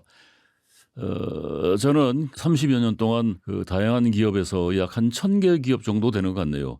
그래서 직장인들과 많은 그 대화를 했는데 다양한 주제로 다양한 강의를 했습니다. 그리고 이제 그 컨설팅도 하고 그래서 약 한 1,000개 기업을 다니면서 강의를 했는데 우리나라 직장인들이 언젠가는 이제 퇴직을 하는데 그런 퇴직 이후에 살아가는 모습들이 결코 이렇게 바람직하지 않은 것들이 많이 봤어요. 이거 뭐 극단적으로 얘기하면 거의 재앙 수준으로 오래 살아야 되는데 퇴직 이후에 뭐 여기서 퇴직이 정년까지 가면 그나마 그래도 60살까지 간다고 하면 뭐 퇴직 이후에 뭐 20, 30년 한 90까지 산다고 한 30여 년을 이제 그 살아가면 되는데 요새 그 추세가 한 40 중반에서 50 그 전후에 퇴사를 하게 됩니다. 그러면 한 4, 50년을 직장을 벗어나서 다른 삶을 다른 직업을 갖게 되는데 그 살아가는 모습들이 결코 바람직하지 않은 모습들이 많이 있던 것 같습니다. 그리고 결과적으로 이제 그게 노후에 생활비 부족으로 생활비가 없어서 7, 80대의 어르신들이 7, 80%가 생활비를 벌어야 되는 이런 시점까지 오는 것 같습니다. 그래서 제가 그런 안타까운 걸 가지고 제가 이제 책을 썼는데 2022년도에 퇴직과 은퇴 사이라는 책을 쓰고 제가 유튜브 활동을 하면서 더 많은 것을 연구를 하다 보니까 퇴직자들이 퇴직 이후에 준비되지 않은 퇴직을 했을 경우에 결국 그 피눈물을 흘리는 사람들이 많더라고요. 그래서 제가 이번에 6월 25일 날 출판을 한 퇴직자들이 울고 있다라는 책을 출판을 했는데 의외로 그 호응이 좋아서 반응이 좋아서 설레이는 시간을 갖고 있습니다. 그래서 오늘 여러분하고 제가 부족한 생활비를 이제 어떻게 조달할 것인지라는 얘기를 가지고 같이 한번 얘기를 해 보도록 하겠습니다. 나이 들어서 생활비를 벌 수 없다는 생각이 들어요. 저는 그러니까 젊을 때도 돈을 벌지를 못했는데 나이 먹어서 돈을 번다? 저도 이제 그 많은 그 유튜브를 보면서 안타까운 얘기가 많이 있더라고요. 현실적으로 나이를 먹은 사람들은 불편함, 나이 먹었다고 대접해주지 않고 어찌 보면 그 불이익을 당하는 것들을 제가 너무 많이 봤습니다. 그래서 나이 들어서 생활비를 이렇게 해야 벌 수 있다, 저렇게 해야 벌 수 있다, 뭐 재테크 얘기를 하고 뭐 연금 얘기를 하고 하는데 저는 그 좀 호구라는 생각이 들더라고요. 실제적인 것은 나이 먹어서 생활비를 저는 그렇게 생각합니다. 극단적으로 생활비를 벌 수가 없습니다. 그리고 대접을 안 해주고 일하는 노인 절반이 월 100만 원도 벌질 못합니다. 이거 제가 만든 게 아니고 그 통계청 자료인데 동아일보에서 그 2024년도 10월 달에 10월 말에 이 동아일보뿐만이 아니라 그때 한국경제도 이거 신문에 나왔던 것 같습니다. 그리고 지금 일하시는 어르신들의 약 68%가 일용직 임시직이라는 얘기입니다. 그럼 이 얘기는 무슨 얘기냐면 정당한 대접을 받지를 못한다는 얘기죠.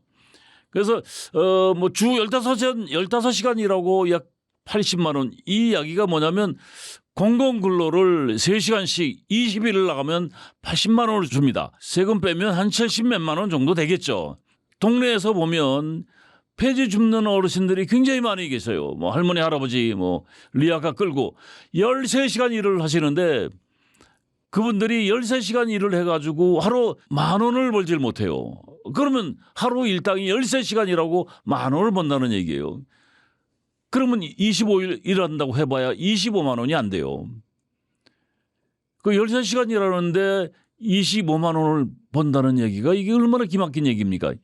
또 여러분들 저는 이제 이 전단지를 배포하는 그 할머니들이 계세요. 이게 이제 지하철 그 역을 보면 이렇게 나오면 전단지를 배포하는 그 할머니들이 계신데 그 나이 이제 뭐 70 뭐 넘어서 드신 양반들이 많이 있는데 여러분들 이거 전단지 받습니까? 전단지 거의 안 받죠. 그 전단지 하나 받아주면 그거 얼마 받는 줄 아세요? 그 어르신들이 50원을 받습니다. 제가 이게 그 KBS인가 그 EBS인가에서 제가 이걸 본 거예요. 그때 그 봤는데 요새 뭐 하여튼 그 공영방송이든 또 종편이든 간에 그 어르신들의 그 일자리에 관련된 것, 그 노인 생활에 관련된 것들이 굉장히 많이 특집으로 엮어져 나오는데 지금 그 고령화 사회가 아니라 초고령화 사회에 이 노인들의 그 삶이라는 게 그렇게 녹록지 않다는 것을 열심히 보여주는 것이죠. 그러니까 이 전단지 하나 여러분 열심히 받아주시면 전단지 하나 받으면 50원 그분들은 수입이에요. 그러니까 하루 1,000장을 뿌리는데 1,000장을 배포를 하는데 10시간이 걸린다고 그러더라고요. 그러면 1,000장을 10시간에 거쳐서 배포를 했을 때 하루 일당이 5만 원이에요. 그럼 20일 일을 해야 100만 원 버는 거예요. 시간 투자한 거에 비해서 그 하루 종일 서서 받아달라고 이제 그 하는데 그 달랑 20일 일하기도 어렵죠. 그 어르신들이 그래봐야 돈 100만 원이거든요. 그 제가 그 유퀴즈에서 그 본 양반이 그 조용문 선생이라고 그 41년생이니까 지금 올해 이제 85이시죠. 이 양반이 그 지하철 택배를 하는데 그 코로나 때 종로 3가 역사에서 13시간 대기를 하는 거예요. 그리고 얼마를 버느냐면 3만 원을 못 번다고 그러더라고요. 뭐 돈하고 비교가 되지는 않겠지만 그래봐야 25일 일한다고 하면 75만 원이에요. 그런 상태에서 어떻게 돈을 벌 수가 있겠습니까? 노후 생활비를. 그 매스컴에서 그 통계 자료가 보면 노후의 적정 생활비가 흥청망청 쓰는 게 아니고 적정 생활비가 369만 원이라고 합니다.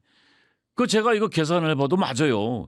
의식주, 여행, 여가, 뭐 손주 용돈 주고 그 의식주만 해결하는데도 약 최저 생활비가 256만 원이 든다라고 하니까 근데 이것도 만들기 어렵죠. 실제는 212만 원이 이것도 생활비로 조달하는 것도 만만치 않다는 얘기예요. 그 이유가 뭐냐면 여러분들 국민연금 얼마나 받는지 아세요? 평균 수령액이 지금 국민연금 받는 양반들이 평균 수령액이 60만 원, 40만 원 이하가 40만 원 정도 받는 분들이 50%가 넘는다고 그러더라고요. 그러니까 그 이유가 뭐냐면 평균 가입 기간이 너무나 짧은 거죠. 19.2년. 그리고 지금 40년대생, 50년대생, 7, 80대 이 어르신들은 노후 준비라는 단어를 사실은 몰라요. 모르고 그냥 열심히만 사는 거죠. 그리고 이제 이 국민연금이 88년도에 시작이 됐으니까 50년대생, 40년대생 이분들은 가입 기간도 짧아요. 그리고 이제 IMF 때 그 국민연금 해약하신 분들이 굉장히 많습니다. 그래서 국민연금 자체가 없는 사람이 의외로 많습니다. 근데 평균 60만 원이라고 한다면 제가 어디 가서 이 얘기를 했는데 그 댓글을 안 좋게 달더라고요. 이게 다른 양반들이 그런 얘기를 많이 하더라고요. 이게 용돈도 안 된다. 그런 상태에서 노후에 또 이제 그 부족한 생활비 때문에 그 이제 무리를 하는 경우가 많이 있는데 부족한 생활비는 기본이고 거기에 이제 그 노후에 조심할 게 5가지가 있습니다. 창업 실패. 이게 자영업 창업하면 90% 이상이 망한다는 건 세상이 다 합니다. 그래서 저는 그런 얘기합니다. 50대도 창업하지 마라. 그런데 60대, 70대가 창업을 했다 하면 100% 창업 파산으로 가요. 그럼 창업 파산으로만 끝나면 괜찮은데 그게 어떻게 연결되느냐. 부족한 생활비 때문에 울며 겨자 먹기로 어쨌거나 자영업을 창업을 하게 되면 90% 이상이 실패를 한다면 결국 결과적으로 자기 돈 가지고 그 자영업을 창업하는 게 아니거든요. 대다수는 뭐 50% 이상 뭐 정책 자금이든 뭐 친인척한테 그 빚을 내든 망하는 그 순간 투자 금액의 상당 부분이 빚더미로 앉게 돼 있어요. 또 부족한 생활비 때문에 금융사기. 결국 금융사기가 뭐냐면 여러분들 그 부족한 생활비 때문에 그걸 조금 벌겠다고 무리하게 투자를 합니다. 여러분 보험회사라든가 증권회사라든가 또 은행이라든가 뭐 등등 그런 금융회사들이 여러분을 위해서 존재하는 게 아닙니다. 여러분들한테 그 다양한 말씀을 이야기를 조언을 하는데 여러분들 중요한 건 참고는 하셔도 의사결정은 여러분이 하시는 겁니다. 거기에 이제 현혹돼 가지고 의사결정을 잘못하는 순간 결국 금융 파산으로 갑니다. 그게 늘 나오는 이야기예요. 그러니까 부족한 생활비 때문에 작은 금액으로 투자를 해서 좀 어떻게 만회를 해볼까. 세상은 절대 공짜가 없습니다. 투자라는 것은 투자에 3요소가 있어요. 원칙이 있습니다. 자, 투자를 하는 것은 돈을 벌기 위해서 하는 거죠. 그 수익성을 창출하기 위해서 하는데 수익성을 창출하는 데는 그 위험성이 있거나 또는 안정성이 있어요. 안전하게 투자를 하게 되면 상대적으로 수익성이 떨어지고 위험성, 리스크에 투자를 많이 하게 되면 결국 어때요? 수익성은 올라갈 수 있지만 그만큼 위험성이 굉장히 크다는 얘기예요. 그 나이 먹어서 뭐 60대, 70대, 80대 어르신들이 위험성에다 투자를 했을 때 상대적으로 조금 더 벌어서 안전하게 갈 수가 있다고 하면 문제가 없지만 대개 경우 리스크가 크기 때문에 전 재산을 다 날리고 결과적으로 실버 파산으로 갑니다. 창업 실패도 마찬가지예요. 그리고 이제 중대 질병 생각보다 비용이 많이 듭니다. 나이 먹을수록 가장 많이 들어가는 게 뭐냐면 의료비예요. 의료비, 병원비, 약값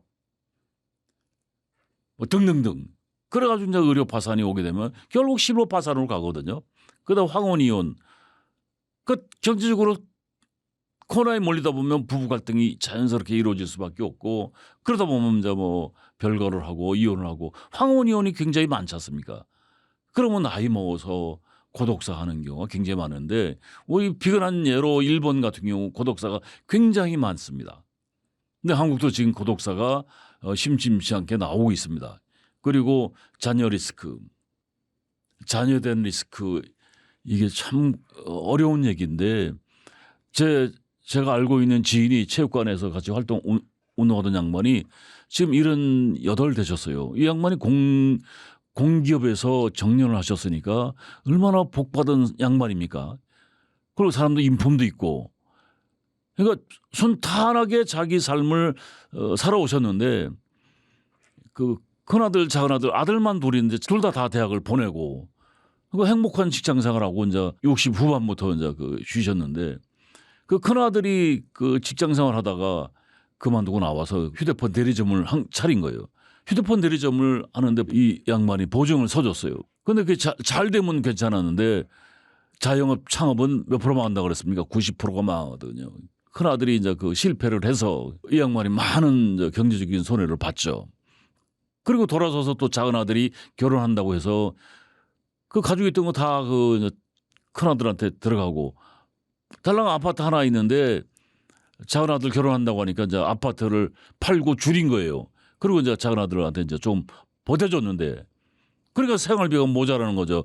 아파트 뭐 25평짜리 살고 있는데 그래서 양반이 이제 무리하게 이제 담보대출 받아서 조그맣게 이제 가게를 운영을 했는데 이게 잘 되면 문제가 없는데 이게 잘못돼가지고 집까지 날린 거예요. 그 나이 70 넘어서 집도 절도 없는 상태에서 부부간의 갈등이 자연스럽게 올 수밖에 없잖아요. 그래가지고 저는 이제 뭐 형님하고 하는 사이였는데 이 형님이 이 어르신이 황혼 이혼을 하고 혼자 사는 거예요. 이제 오갈 데도 없잖아요. 그런데 이 양반 동생도 또 이런 지경을 당해가지고 원룸에 혼자 사는데 지금 이 양반이 그 동생분한테 가서 얹혀 살아요. 얼마나 비참한 얘기입니까? 그 우연찮게 이제 이 양반 체육관도 못 나오시죠. 그 공공근로 쫓아다니고 공공근로 쫓아다녀봐야 한 달에 70만 원도 안 돼요. 그래서 소주 한 잔 같이 하시는데 우시더라고요. 내가 이 나이에 말년에 이렇게 될 줄은 너무 몰랐다. 그러니까 결국 부족한 생활비가 만들어지었던 원인 중에 하나는 이 5대 리스크가 같이 다 포함이 돼서 시작이 된 거거든요. 그래서 부족한 생활비 어떻게 할 거냐. 숨만 쉬는데도 돈이 들어가거든요. 피가 마른다고 그러더라고요. 뭐 세금, 건강보험료, 생활비, 전기세, 아파트 관리비 이거 일일이 다 나가야 되잖아요. 보험료, 경조사비, 의료비용, 병원비 약값. 가장 많이 들어가는 게 뭡니까? 나이 먹어가면 갈수록 병원비, 약값, 그다음에 여가비용 뭐 등등등. 이거 얻지 못하는데 그래서 저는 이제 그렇게 이야기를 하는데 노생활비 조달할 수 있는 방법 없다. 그래서 4가지를 제가 얘기를 합니다. 투자해서 돈을 번다, 나이 먹어서 돈을 번다, 이거 쉽지 않잖아요. 그럼 리스크를 더 안고 갈 수가 있으니까 저는 이렇게 생각합니다. 첫 번째가 노후의 생활비, 부족한 생활비 어떻게 할 것이냐. 가장 좋은 방법은 절약하는 것밖에 없어요. 절약, 지출 항목 줄여라. 그리고 두 번째가 어쨌거나 일을 하라 이거죠. 근로소득을 만들어내시고. 그 세 번째가 자산관리. 여기서 자산관리라고 하라고 하니까 아니 무슨 자산이 있어. 여기서 얘기하는 자산관리는 그 자산이 아닙니다. 그리고 삶의 터전을 바꿔라. 그래서 제가 4가지를 여러분한테 말씀 좀 드려드릴게요. 지출 항목을 줄여라. 제가 여기서 이걸 보험회사 직원이 보고서 이제 전화가 와서 이 얘기를 조심해야 되는데 지금 보험 컨설팅을 한번 받아보세요. 부부가 암보험 기본으로 하나 있고 실비보험, 치매보험, 간병인보험, 뭐 치아보험 이거 다 절대적으로 필요한 거죠. 그런데 생활이 넉넉하면 괜찮은데 부부가 보험료가 굉장히 많이 나갑니다. 그거 한번 계산을 해보시면 굉장히 많이 나가는데 이거 과다한 보험료는 부족한 생활비의 결정타 치명적이죠. 그래서 이런 거 한번 생각을 해보시고 두 번째 경조사비를 좀 줄일 필요가 있습니다. 체면이 어디 있습니까? 당장 배고픈데 부족한 생활비 가지고 그 일부 띄어서 경조사비 제가 이번에 딸이 결혼식을 했는데 제가 헬스클럽을 25년을 다녔어요. 한 체육관을. 그러면 그 같이 운동하시는 그 뭐 옛날에 이제 형님들이라고 이제 농담을 했지만 7, 80대의 어르신들이 많거든요. 근데 그 양반들 저는 이번에 청첩을 안 했어요. 왜 안 했냐면 옆에 이제 그 후배들이 그런 얘기 하더라고요. 아, 형님 그 옛날에 다 그 부조를 했는데 왜 청첩을 안 하냐고 그러더라고요. 그 청첩을 하면 그 양반들이 축의금 내는 게 부담되거든요. 제가 친구들 봐도 그렇더라고요. 그래서 그 경조사비 다들 압니다. 나이 7, 80대 되신 분들이 경조사비 내기가 쉽지가 않죠. 그리고 이제 의료비 이게 결정적인 게 그런데 나이 먹으면 의료비 줄일 수 있어요, 없어요? 생활비 들어가는 거, 뭐 전기세, 아파트 관리비, 건강보험료 등등등 이거 줄일 수가 없어요. 그런데 의료비 같은 경우는 나이를 먹어가면 먹을수록 의료비가 증폭을 합니다. 그래서 그 의료 파산이 굉장히 큽니다. 여러분들 제가 병원비하고 약값, 의료 파산 제 주변에서 너무 많이 봤어요. 부부가 서로 자식이 부모를 버립니다. 자식도 먹고 살기 바쁜데 그래서 아버지가 그 쓰러져 가지고 요양원이나 요양병원에 입원했다. 간병인 붙이면 얼마 들어가는 줄 아세요? 상상을 초월합니다. 그러니까 자식이 부모를 버릴 수밖에 없는 상황이 돼요. 그래서 절약하는 방법은 뭐냐면 의료비를 절약할 수 있는 방법은 나이 먹을수록 잘 먹어야 돼요. 탄수화물 말고 단백질 절대 몸은 기다려주지 않습니다. 그래서 나이 먹을수록 고기를 많이 먹어야 되는데 생활비가 부족하니까 의식 특히 먹는 게 시원찮은 경우 굉장히 많은데 저는 그런 얘기합니다. 먹는 거는 아끼지 마라. 빚을 내서도 먹어라. 찾아다니면서 먹어라. 그런 얘기를 합니다. 왜? 절대 뭐 아끼면 단백질 보충을 안 하면 병원비 약값이 더 들어가요. 그래서 이 의료 파산, 의료 비용을 줄일 수 있는 방법은 결국 운동이거든요. 저는 이제 그 강력하게 그 권하는 게 걷기, 등산, 뭐 헬스클럽 비용 이게 큰 비용 안 듭니다. 걷기 뭐 그 둘레길 같은 경우 많이 있죠. 여러분 사시는 주변에 둘레길 다 있습니다. 관절이 좀 안 좋으신 분들은 걷기를 둘레길을 좀 하시고 뭐 그 한 일주일에 한 2번 시간 많으니까 아침에 뭐 한 2시간 좀 일찍 일어나 가지고 그리고 이제 동네 뒷산 다 있지 않습니까? 동네 뒷산 살랑살랑 올라가시면 무릎에도 괜찮아요.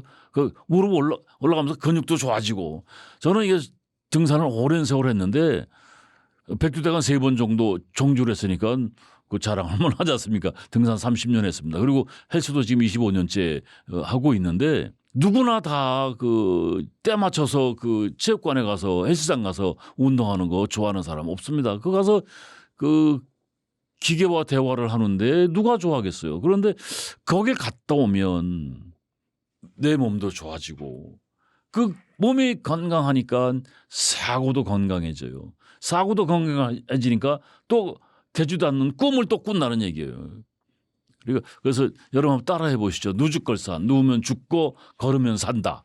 다시 한번 누죽걸산. 제가 이 강의할 때 이 복창을 잘 시키거든요. 누우면 죽고 걸으면 산다. 두 번째, 근로소득을 만드셔야 됩니다. 일을 하라는 얘기인데 7, 80대 어르신들이 도시에서 일자리를 구한다는 건 하늘의 별 따기. 그리고 일을 해도 일자리도 없지만 일을 어렵게 구해도 자존심이 상할 정도로 보상을 합니다. 제가 말씀드렸듯이 여러분 전단지 하나 받아봐야 50원이에요. 10시간 일하고 1000장을 배포한다고 그러더라고요. 그러면 5만 원 받는 거예요. 그 나이 7, 80대 그 할머니들이 10시간을 일을 한다는 게 가만히 앉아서 10시간 일해도 힘든 판에 10시간을 배포해서 5만 원을 받아요. 이게 정당한 대접이 아니죠. 그 폐지 줍는 어르신들 13시간 일하고 1만 원을 못 번다고 하니까 지금 노인들 일자리가 다 그런 것들이에요. 여러분 생각을 좀 바꿀 필요가 있는데 시골에 가면 그 어르신들 일할 자리가 많아. 신경 안 씁니다. 그러니까 시골 어르신들의 삶의 질이 도시 어르신의 삶의 질보다 훨씬 좋습니다. 본인만 건강하고 본인만 힘이 있으면 얼마든지 일을 할 수가 있어요. 그리고 여러분 근로소득이 50만 원이면 생활비가 한 369만 원이 적정 생활비라고 하는데 도시에서 그거는 불가능한 얘기고 한 200이라고 했을 때 내가 50만 원만 벌어도 굉장히 많은 보탬이 될 수가 있죠. 그래서 여러분 근로소득 일하면서 50만 원을 벌 수 있다라고 한다면 은행에 3억을 예치해 놓은 그래서 이자 받는 것보다 더 큰 금액이 될 수가 있어요. 그리고 또 일을 하면 병원비 약값을 줄일 수 있죠. 왜 움직이니까 더 건강해지고 그리고 일을 하다 보면 용돈 쓸 일이 없죠. 그래서 하여튼 일을 하게 되면 이래저래 여러 가지 도움이 될 수가 있는데 노인 일자리를 한번 검색을 해보시죠. 한국노인인력개발원에 그 들어가서 여러분 그 휴대폰으로 치시면 돼요. 휴대폰에 그 사이트가 들어가셔서 노인 일자리 여기 이렇게 쳐보시면 중장년 워크넷 서울시 어르신 취업센터 여러분들 그냥 사시는 동네에서 인터넷에서 쳐보세요. 그냥 노인 일자리 이렇게 치면 굉장히 많은 단체에서 뭐 지방자치단체라든가 뭐 노동부라든가 등등에서 이 상담도 가능하고 내가 일자리 찾아가면 얼마든지 일을 찾아낼 수가 있어요. 근데 중요한 것은 도시에서 일자리를 찾을 때는 상대적으로 대접이 보상이 받는 돈이 기대만큼 많이 받지를 못한다는 겁니다. 그래서 그러니까 시골에 가시면 많은 좋은 일자리가 있습니다. 대접도 잘 받으시고 그리고 세 번째 자산 관리를 해라. 그러니까 노후에 부족한 생활비를 버는 방법은 조달하는 방법, 버는 방법보다 조달하는 방법이 뭐냐? 첫 번째가 절약해라. 두 번째가 일을 해라. 근로소득을 만들어라. 세 번째가 자산 관리를 하라. 여기서 자산 관리라는 이야기가 뭐냐면 부동산 투자하라는 얘기가 아니고요. 가지고 있는 재산을 나름대로 정리를 좀 잘 해보시라는 얘기예요. 그래서 이 어르신들이 되면 정부에서 지원하는 정책들이 굉장히 많이 있습니다. 그러니까 예를 들어서 65세가 되면 뭐 이런 지하철 표가 나오지 않습니까? 그래서 뭐 우스갯소리로 지공선사라는 얘기를 하는데 자산 관리 잘하게 되시면 뭐 노령연금, 기초연금, 뭐 주택연금, 뭐 농지연금, 또 기초생활수급자 이런 것들이 여러 가지가 있는데 이런 거 방법을 강구해 볼 필요가 있다는 얘기죠.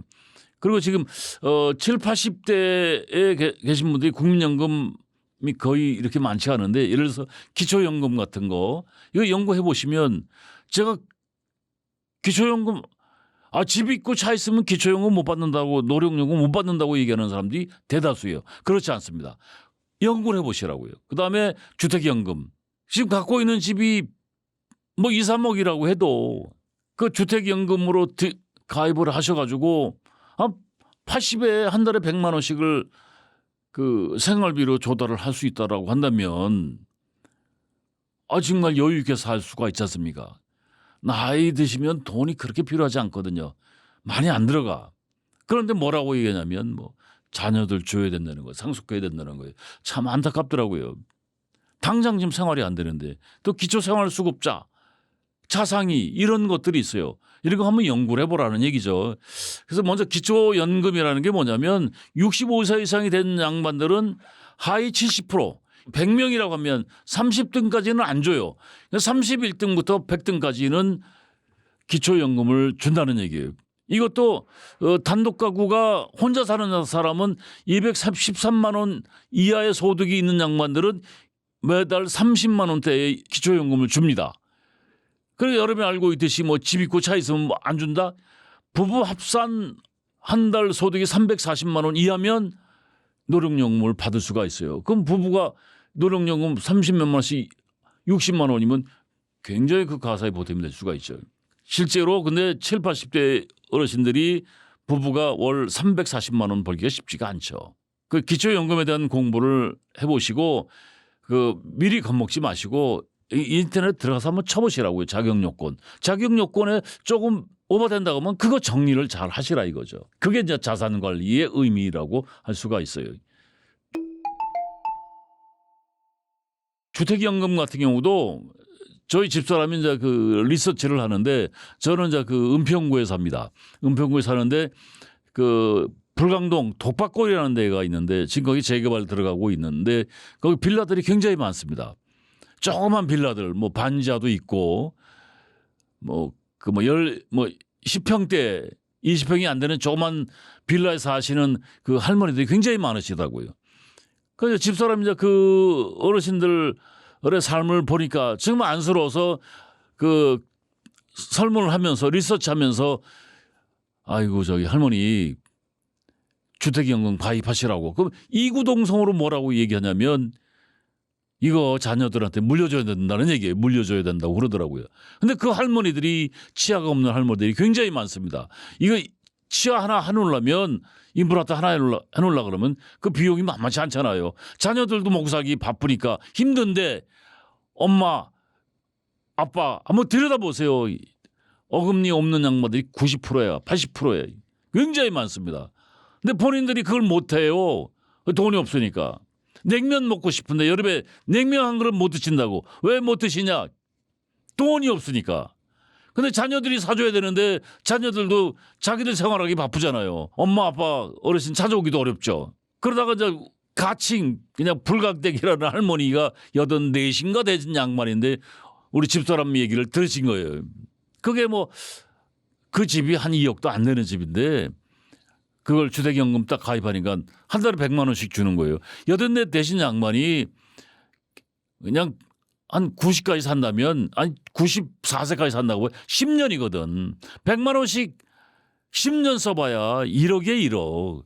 그런데 그 사이에 빌라 값이 1억 이상 뛴단 말이죠. 그거 지금 재개발 들어간다고 해서 그 또 뭐 1, 2억 또 올라간 것 같아요. 그러니까 그 어쩌거나 이 불광댁이라는 할머니가 없던 돈 100만 원이 생기니까 뭐 이 치아도 해놓고 맛있는 고기도 가서 사 드시고 화장품도 이쁜 것도 이제 뭐 바르시고 하니까 얼굴이 포시시해진 거예요.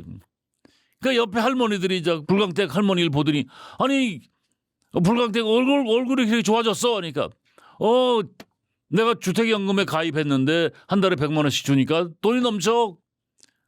내가 맛있는 거 사줄게. 냉면 그 친구들한테 대접을 하고. 그래가지고 이 할머니들 이 많은 사람이 주택연금에 가입하고 삶의 질이 달라진 거예요. 지금 84단 양반들도 똑똑하신 분들은요. 인터넷 검색도 하시는 분들도 많으세요. 제가 강의 중에 그런 얘기 하거든요. 그 문화센터 같은 데 가서 컴퓨터 공부 좀 해보시라고. 세상이 달라집니다. 그 제 후배가 그 이 주택연금하고 이제 연결돼서 이제 농지연금이라는 게 있는데 아버지가 작년에 돌아가시고 재작년에 돌아가셨네요. 그 영주에 한 1200평 그 조그만 집하고 그 집 팔아봐야 돈 1억도 안 돼요. 한 5천만 원도 될래나? 그 땅 부르는 값하고 매매가하고 거래가 안 되거든요. 판매도 안 되고 돈도 안 되고. 이게 처분도 못하고 어떻게 할까 고민하다가 연구를 해보니까 농지연금에 가입하면 되겠더래요.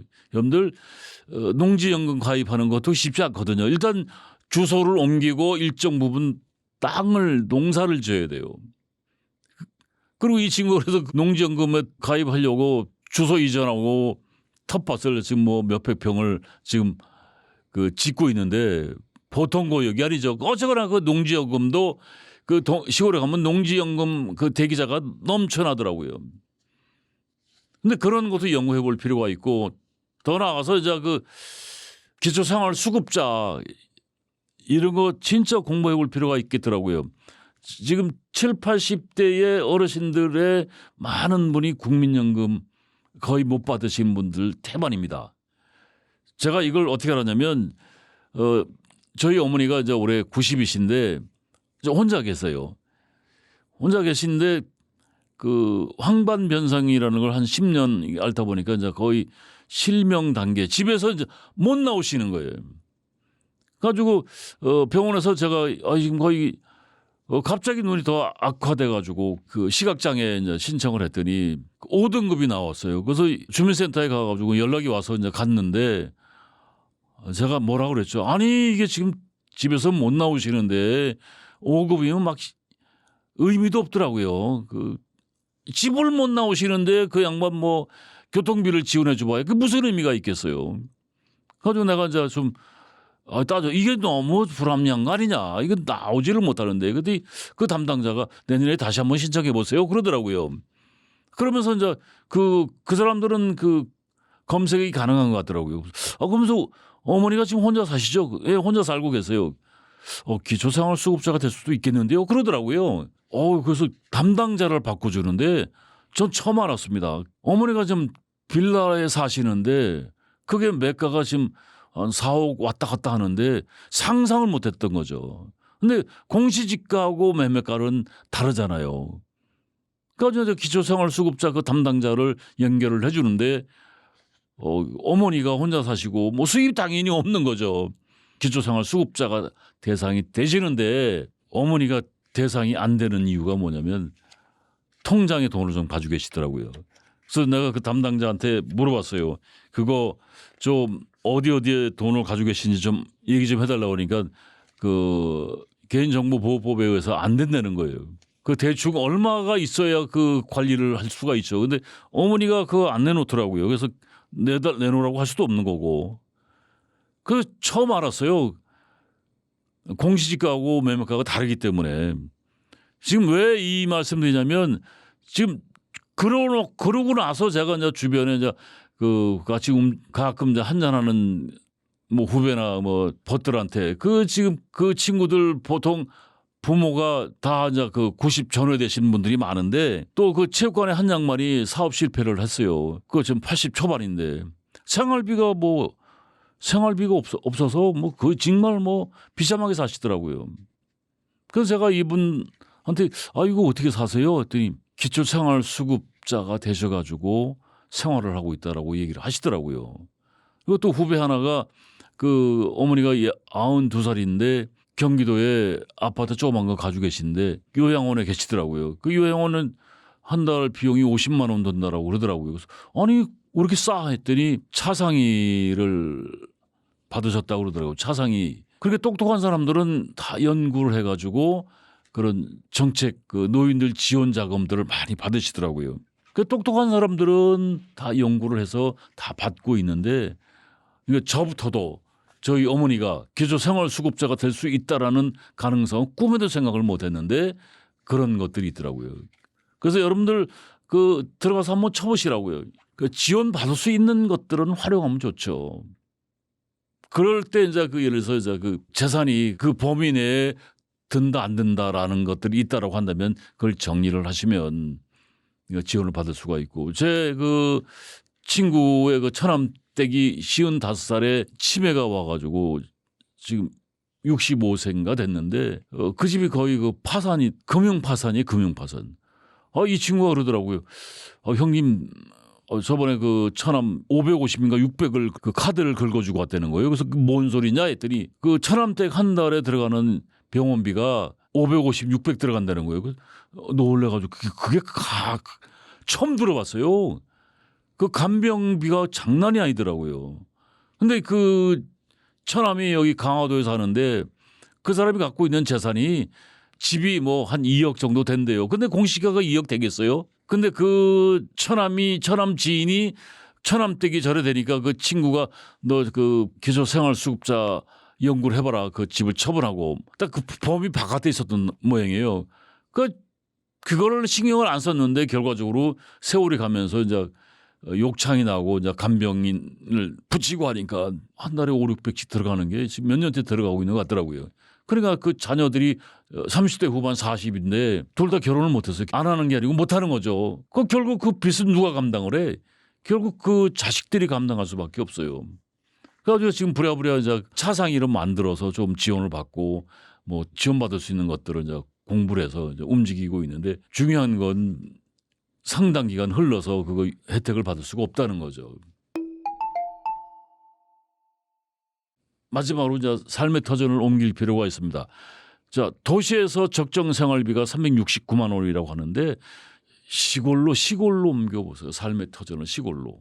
그럼 뭐라고 하는지 아세요? 시골로 옮기라고 하면 나이 먹을수록 병원 가까이 있어야 된다고 얘기를 하더라고요. 사람들이 틀린 말은 아니죠. 그런데 당장 먹고 사는 게 힘든데 도시에서 어떻게 버틸 거예요. 그래서 지방으로 시골로 삶의 터전을 옮기면 여러 가지 혜택이 있을 수가 있고 당장 먼저 일을 할 수 있는 일자리들이 많이 있어요. 그 제가 알고 있는 그 후배가 김천 사람인데 이게 몇 년 전 얘기입니다. 부부가 이제 자영업하다가 이제 망해가지고 그 62, 3쯤 됐어요. 한창 젊은이 아니에요. 일할 수 있는 나이인데 전 재산 날리고서 뭐 얻지 못하고 일용직 떠도는데 비참하죠. 그래가지고 이제 그 고민하다가 이제 시골에 자기 고향을 내려갔는데 고향에 이제 친구들이 내려와라. 근데 집을 이제 그 보니까 한 150평이 한 20평 정도 이렇게 집을 저는 새로 몇 년 된 한 5년 된 집을 1억 2천에 매입을 했대요. 서울 살림 정리하고 좀 빚도 내고 그 두 내외가 내려가서 한 달에 여유 있게 생활비를 벌 수가 일자리가 많으니까 젊고 그래서 서울에서 왜 이렇게 고생을 했는지 모르겠다고. 근데 중요한 건 시골로 삶의 터전을 옮길 때 조심할 것은 이게 귀농이 아니고 이제 귀촌인데 절대 땅을 매입하면 안 돼요. 그리고 이제 집을 짓거나 매입하지 마라. 왜냐하면 이게 조금 전에 얘기했던 자산 관리에 정부에서 지원받을 수 있는 나이 먹어서 지원받을 수 있는 그 범위 내 바깥으로 가버리면 지원을 못 받잖아요. 나이 먹었을 때 노령연금 부부가 더 이제 세월이 갈수록 이제 기초연금을 더 줄 텐데 그 내외가 80만 원을 받아보세요. 시골 살림에서 적은 돈이 아니거든요. 근데 당장 땅을 매입하거나 집을 짓게 되면 거기서 탈락할 수도 있다는 얘기예요.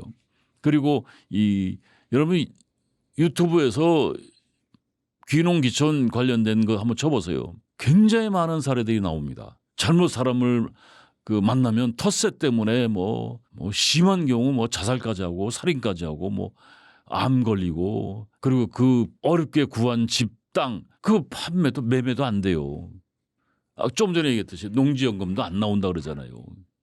그래서 그 시골을 이 귀촌을 하더라도 가급적이면 살아보고 그 제가 알고 있는 양반이 이제 체육관에 철물점 이제 오랜 세월을 하셨는데 몸도 안 좋고 이제 70 넘으니까 장사도 안 되고 또 요새는 또 젊은 사람들이 철물점을 많이 하거든요. 뭐 인터넷 쳐보세요. 요새 유망 직종이 철물점이라고 하더라고요. 1인 가구들이 많아서 그 재고를 가지고 그 철물점을 하는 게 아니고 작은 가게로 해서 이제 그 1인 가구에 편하게 운영할 수 있는 철물점들이 많이 생기니까 나이 먹은 사람들은 그 경쟁력이 떨어지는 거예요. 그래서 이제 철물점을 이제 정리를 하고 왔다 갔다 하는데 참 한심하죠. 그 형수한테 일주일에 5만 원 용돈을 받은대요. 한 달에 20만 원 어디 가서 술 한잔 하자는 소리도 못 하고 자기가 술 한잔 얻어먹기도 어렵죠. 그런 상태에서 그냥 사람이 풀이 죽어 있더라고요. 그래서 제가 이제 소주 한잔 같이 하면서 그런 얘기를 했죠.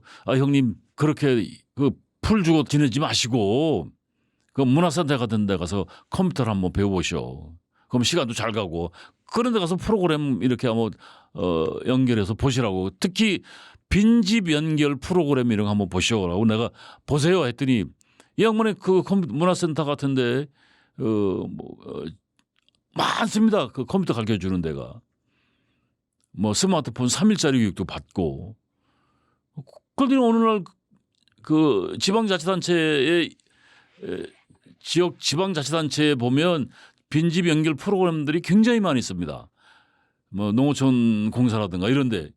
근데 이 양반이 그걸 찾아가지고 예천에 연결해서 갔는데 연세가 50만 원, 명목상 50만 원이더라고요. 그 텃밭도 한 500평 정도 되는데 그 500평도 그냥 지으라고. 근데 거기 그 집주인이 부모님이 이제 그 어머니가 돌아가시고 나서 그 집을 처분을 하려고 하니까 뭐 집값 매매도 안 되지만 돈도 안 되니까 그 형제들이 회의를 한 게 이걸 팔아봐야 돈도 안 되니까 우리 나이 먹었을 때 세컨하우스로 활용을 하자. 근데 사람이 안 살면 집이 그냥 무너지거든요. 폐가가 됩니다. 그래서 이제 그 빈집 연결 프로그램에 이제 등록을 해가지고 이제 이 양반을 만난 거예요. 그러니까 500평 텃밭도 쓰시라고 뭐 이제 500만 원도 문의만 500만 원이죠. 제가 며칠 전에 그 스타디 한다고 그 빈집 연결 프로그램 이렇게 들어가 봤더니 지금 전라도 강진군에서 연결 프로그램을 해가지고 빈집을 수리를 해서 세를 주는데 한 달에 달세가 10,000원이 10,000원. 그 입주하는 사람이 있다라고 하면 수리해서 해주는데, 근데 이 지금 예천에 간 이 형님이 그 이제 주소를 옮기고 이제 이 양반이 이사를 하셨는데, 이제 혼자 이사하셨죠. 혼자 이사했는데 딱 주소를 옮기니까 집 수리 비용 지원해주고, 예천군에서 집 수리 비용, 이사 비용, 집비리 비용까지 지원을 해주더래요. 그리고 더 결정적인 건 뭐냐면 움직일 수가 있으니까 일을 하고 하니까 와이프한테 용돈 달라는 소리 안 하니까 좋고, 피부색도 좋았더라고요. 텃밭 500평 이거 장난이 아니잖아요. 그거 농사도 배우고 이사 비용까지 지원받고, 더 재밌는 거는 이 양반이 말도 재밌게 하시는 분이거든. 원래 그 어르신들 뭐 80대 90대 그 할아버지 할머니들 이 양반이 그런 얘기하는 거. 이 양반은 이제 70중반이니까 누님들이 형아들이 너무 사랑해 준다는 거야. 그래서 아주 그냥 하루하루가 즐겁다는 거예요. 그래서 이제 이 양반이 거기서 그렇게 이제 즐거운 삶을 사니까 우리 동네에 살던 이제 살고 있는 그 또래 형님들이 집에서 구박받고 있는데 갈 데도 없고, 그러니까 이 형님 집에 가서 같이 노는 거예요. 그러니까 500평을 같이 일구니까 서로들 건강에 좋고, 그 한 사람 때문에 여러 사람이 지금 가서 구제받고 있는 거죠. 그 삶의 터전을 옮기면 삶의 질이 올라갈 수가 있죠. 여러분들 노후 적정 생활비가 369만 원이라 그러는데 실제 최소 생활비 212만 원, 그것도 벅차거든요. 노후 생활비 너무 걱정 안 하셔도 돼요. 제가 3년 전에 저희 집사람이 이거 리서치를 한다고 경기도 연천 전곡에, 그때 이제 말복이었던 것 같아요. 진짜 막 엄청 찌는 더위에 경기도 노인 생활 실태 조사를 조사를 나갔는데, 제가 그때 이제 기사를 했어요. 지역마다 한참 떨어져 있으니까 가서 이제 조사를 하는데, 그때가 거의 이제 5시쯤 됐어요. 이제 거의 이제 집에 와야 되는 시점인데, 복날에 경로당에서 막 주민센터에서 삼계탕을 어마무시하게 끓여가지고 어르신들 다 대접을 하시더라고요. 저는 그때 바깥에서 떼약볕이 아주 힘들더라고요. 마지막에 이제 경로당을 갔는데 이제 사람들이 없죠. 근데 마지막에 들어간 데가 이제 바깥에 저기 있는데 할머니 한 분이 나오시더니 들어오시라고 그러더라고요. 그래서 들어갔더니 할머니 한 7, 8분이 다양한 포즈를 취하고 계시더라고요. 그래서 아주 시원하고서 이제 차도 대접받고, 이제 집사람은 이제 리서치를 하고, 그래서 제가 이제 할머니들한테 물어봤어요. 그냥 지나가는 말로. 할머니들 사는 재미가 어떠세요? 그러니까 뭔 사는 재미가 있어. 사는 재미가 그냥 마지못해 살지, 죽지 못해 살지.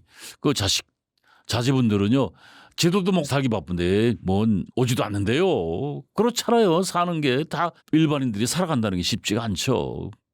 먹고 살기 쉽지가 않죠. 근데 이제 75세쯤 된 양반이 고우신데, 이거 할머니는 어떻게 사세요? 그러니까 공공근로 일주일에 이틀 나가고 노령연금 받고 해서 한 달에 한 70만 원 버는데 제가요 10만 원씩 저축해요 그러더라고요. 적정 생활비가 369만 원이라고 하는데 70만 원 가지고 70만 원 중에 10만 원을 저축한다는 거예요. 그 비용에서 돈에서 가장 많이 들어가는 비용이 뭐예요? 하니까 병원비하고 약값이라고 그러더라고요. 그러니까 공공근로 3시간씩 이틀 나갈 때만 이제 가서 일하고, 경로당에 와서 이제 할머니들하고 같이 고스톱 치고 수다 이 얘기가 얼마나 재밌게 깔깔깔거리는데, 그 옆에서 보니까 근데 도시 같은 데 보세요. 경로당 같은 데 사람이 있습니까? 없죠. 경로당에요. 지방에 가면 자식들이 무슨 때 되면 올 때 그냥 오는 게 아니고 경로당에 이렇게 과일 한 박스라도 갖다 들이밀고 그래요. 그러니까 맨날 잘 치야. 거기서 밥해 먹지. 생활비가 들어가는 게 없어요. 그러니까 삶의 터전만 옮겨도 그렇게 될 수가 있죠. 그리고 집사람이 나중에 그런 얘기 하더라고요. 저기에 많은 할머니 할아버지들이 기초생활수급자야 그러더라고요. 그러니까 30-40%가 기초생활수급자라고 그러더라고요. 그러니까 연천이나 전곡에 빌라 얼마 되겠어요. 저희 어머니도 지금 빌라 사시는데 매가가 그런데 공시지가 범위 내에, 그러니까 기초생활수급자 범위 내에 들어간다는 거예요. 그러니까 그런 동네 매매가가 얼마 되겠어요. 매매가가 뭐 1억에서 2억 그 사이일 텐데 단독도 그 공시지가가 얼마 되겠어요. 그러니까 얼마든지 생각만 바꿔도 삶의 질이 달라질 수가 있죠. 그래서 너무 노후 걱정할 필요 없다. 노후 생활비라는 게 너무 걱정할 필요 없이 나이 먹어서 생활비를 벌 수 있다 없다. 벌 수 없습니다. 극단적으로 얘기하면. 그런데 생활비를 벌다는 개념보다는 조달할 수 있는 방법 중에 첫 번째가 절약이고 두 번째는 그나마 소일거리라도 일을 찾아내시면 뭐 생활비에서 상당 부분을 조달할 수가 있죠. 그래서 도시에서 움직이지 마시고 시골로 삶의 터전을 옮기시면 삶의 질이 훨씬 높아지고 일자리도 만들고 그리고 자산 관리를 또 해보시면 그 나이 먹었을 때 지원받을 수 있는 것들이 많이 있거든요. 지금 우리나라가 그 OECD 국가 중에 노인 빈곤율 1위입니다. 더 안타까운 것은 노인 자살률 1위입니다. 그게 결국 뭐냐면 생활비라는 얘기지 않습니까? 생활비. 근데 도시에서 버티면 그 생활비 조달할 수가 없어요. 그래서 마지막으로 삶의 터전을 옮겨라는 얘기죠. 그리고 이제 이런 것 걱정할 필요가 없다고 제가 말씀드렸는데 부무 경업 부자가 되는 데는 정해진 직업이 없습니다. 지금 자본주의라는 게 뭐냐면 돈이 자본주의, 돈이 주인인 시대거든요. 돈을 버는 것은 절대 존경할 만하죠. 세계를 지배하는 민족이 유대인입니다. 유대인의 삶이 옛날에 땅을 가질 수 없었으니까 돈놀이 하던 사람들인데 그 수천 년의 돈놀이 역사가 그게 요새 얘기하는 재테크죠. 그래서 지금 세계에 자본을 갖고 있는 사람들이 유대인이에요. 작은 사람들이 적은 인구가 세계를 지배하고 있는 게 결국 돈이라는 거죠. 그래서 돈 놓고 돈 먹기라는 건데 그 논어에도 나오는데 돈을 버는 데는 직업의 기준이 없습니다. 나이도 따지지 않습니다. 그래서 저는 그 공자가 논어에서 나오는 얘기인데 자기는 우마차도 끌 수 있다, 돈을 벌 수 있다라고 한다면 그 직업의 기준이 어디 있습니다. 그래서 저는 그 나중에 나이 먹었을 때 치매 이런 것도 많이 오는데 여름철 요새 같은 경우 어르신들 동네 도서관 많거든요. 그 동네 도서관 같은 데 가서 컴퓨터도 좀 배우시고 돈 버는 방법들을 공부 한번 해보시라고요. 70대 어르신들이라고 한다면 이게 충분히 가능한데 뭐 주식이라든가 경매라든가 이런 거 공부를 좀 열심히 해서 고수가 되셔가지고 주식을 하라는 얘기는 아니지만 주식을 예를 들어서 그 소액으로 한 종잣돈 모아가지고 한 1,000만 원을 투자를 해서 운영을 잘하면 한 달에 30, 40을 번다라고 한다면 노후의 생활비에 크게 보탬이 될 수도 있죠. 나이 먹었다고 해서 대접을 안 해주고 그러지 않지 않습니까? 저도 그래서 지금 개인적으로 좀 경매 공부를 하고 있는데 제2의 직업이 될 수도 있더라고요. 그래서 그 가끔 그 경매하는 데 가서 이렇게 이제 그 탐색도 하고 하는데 그래서 여러분들 노후 생활비 너무 걱정 안 하셔도 되고 조달하겠다고 무리하시면 결국 그게 같이 연결돼서 실부 파산까지 갈 수가 있습니다. 실부 파산까지 가게 되면 재앙이죠, 재앙. 잘못하면 고독사까지 갈 수가 있습니다. 그래서 무리하지 마시고 지금 제가 말씀드린 절약하고 일을 좀 찾아보시고 그리고 자산관리 나의 자산하고 정부 지원 정책하고 연결 좀 매칭을 해서 연구도 좀 해보시고 그리고 삶의 터전을 옮기시면 소일거리도 많고 일자리도 많습니다.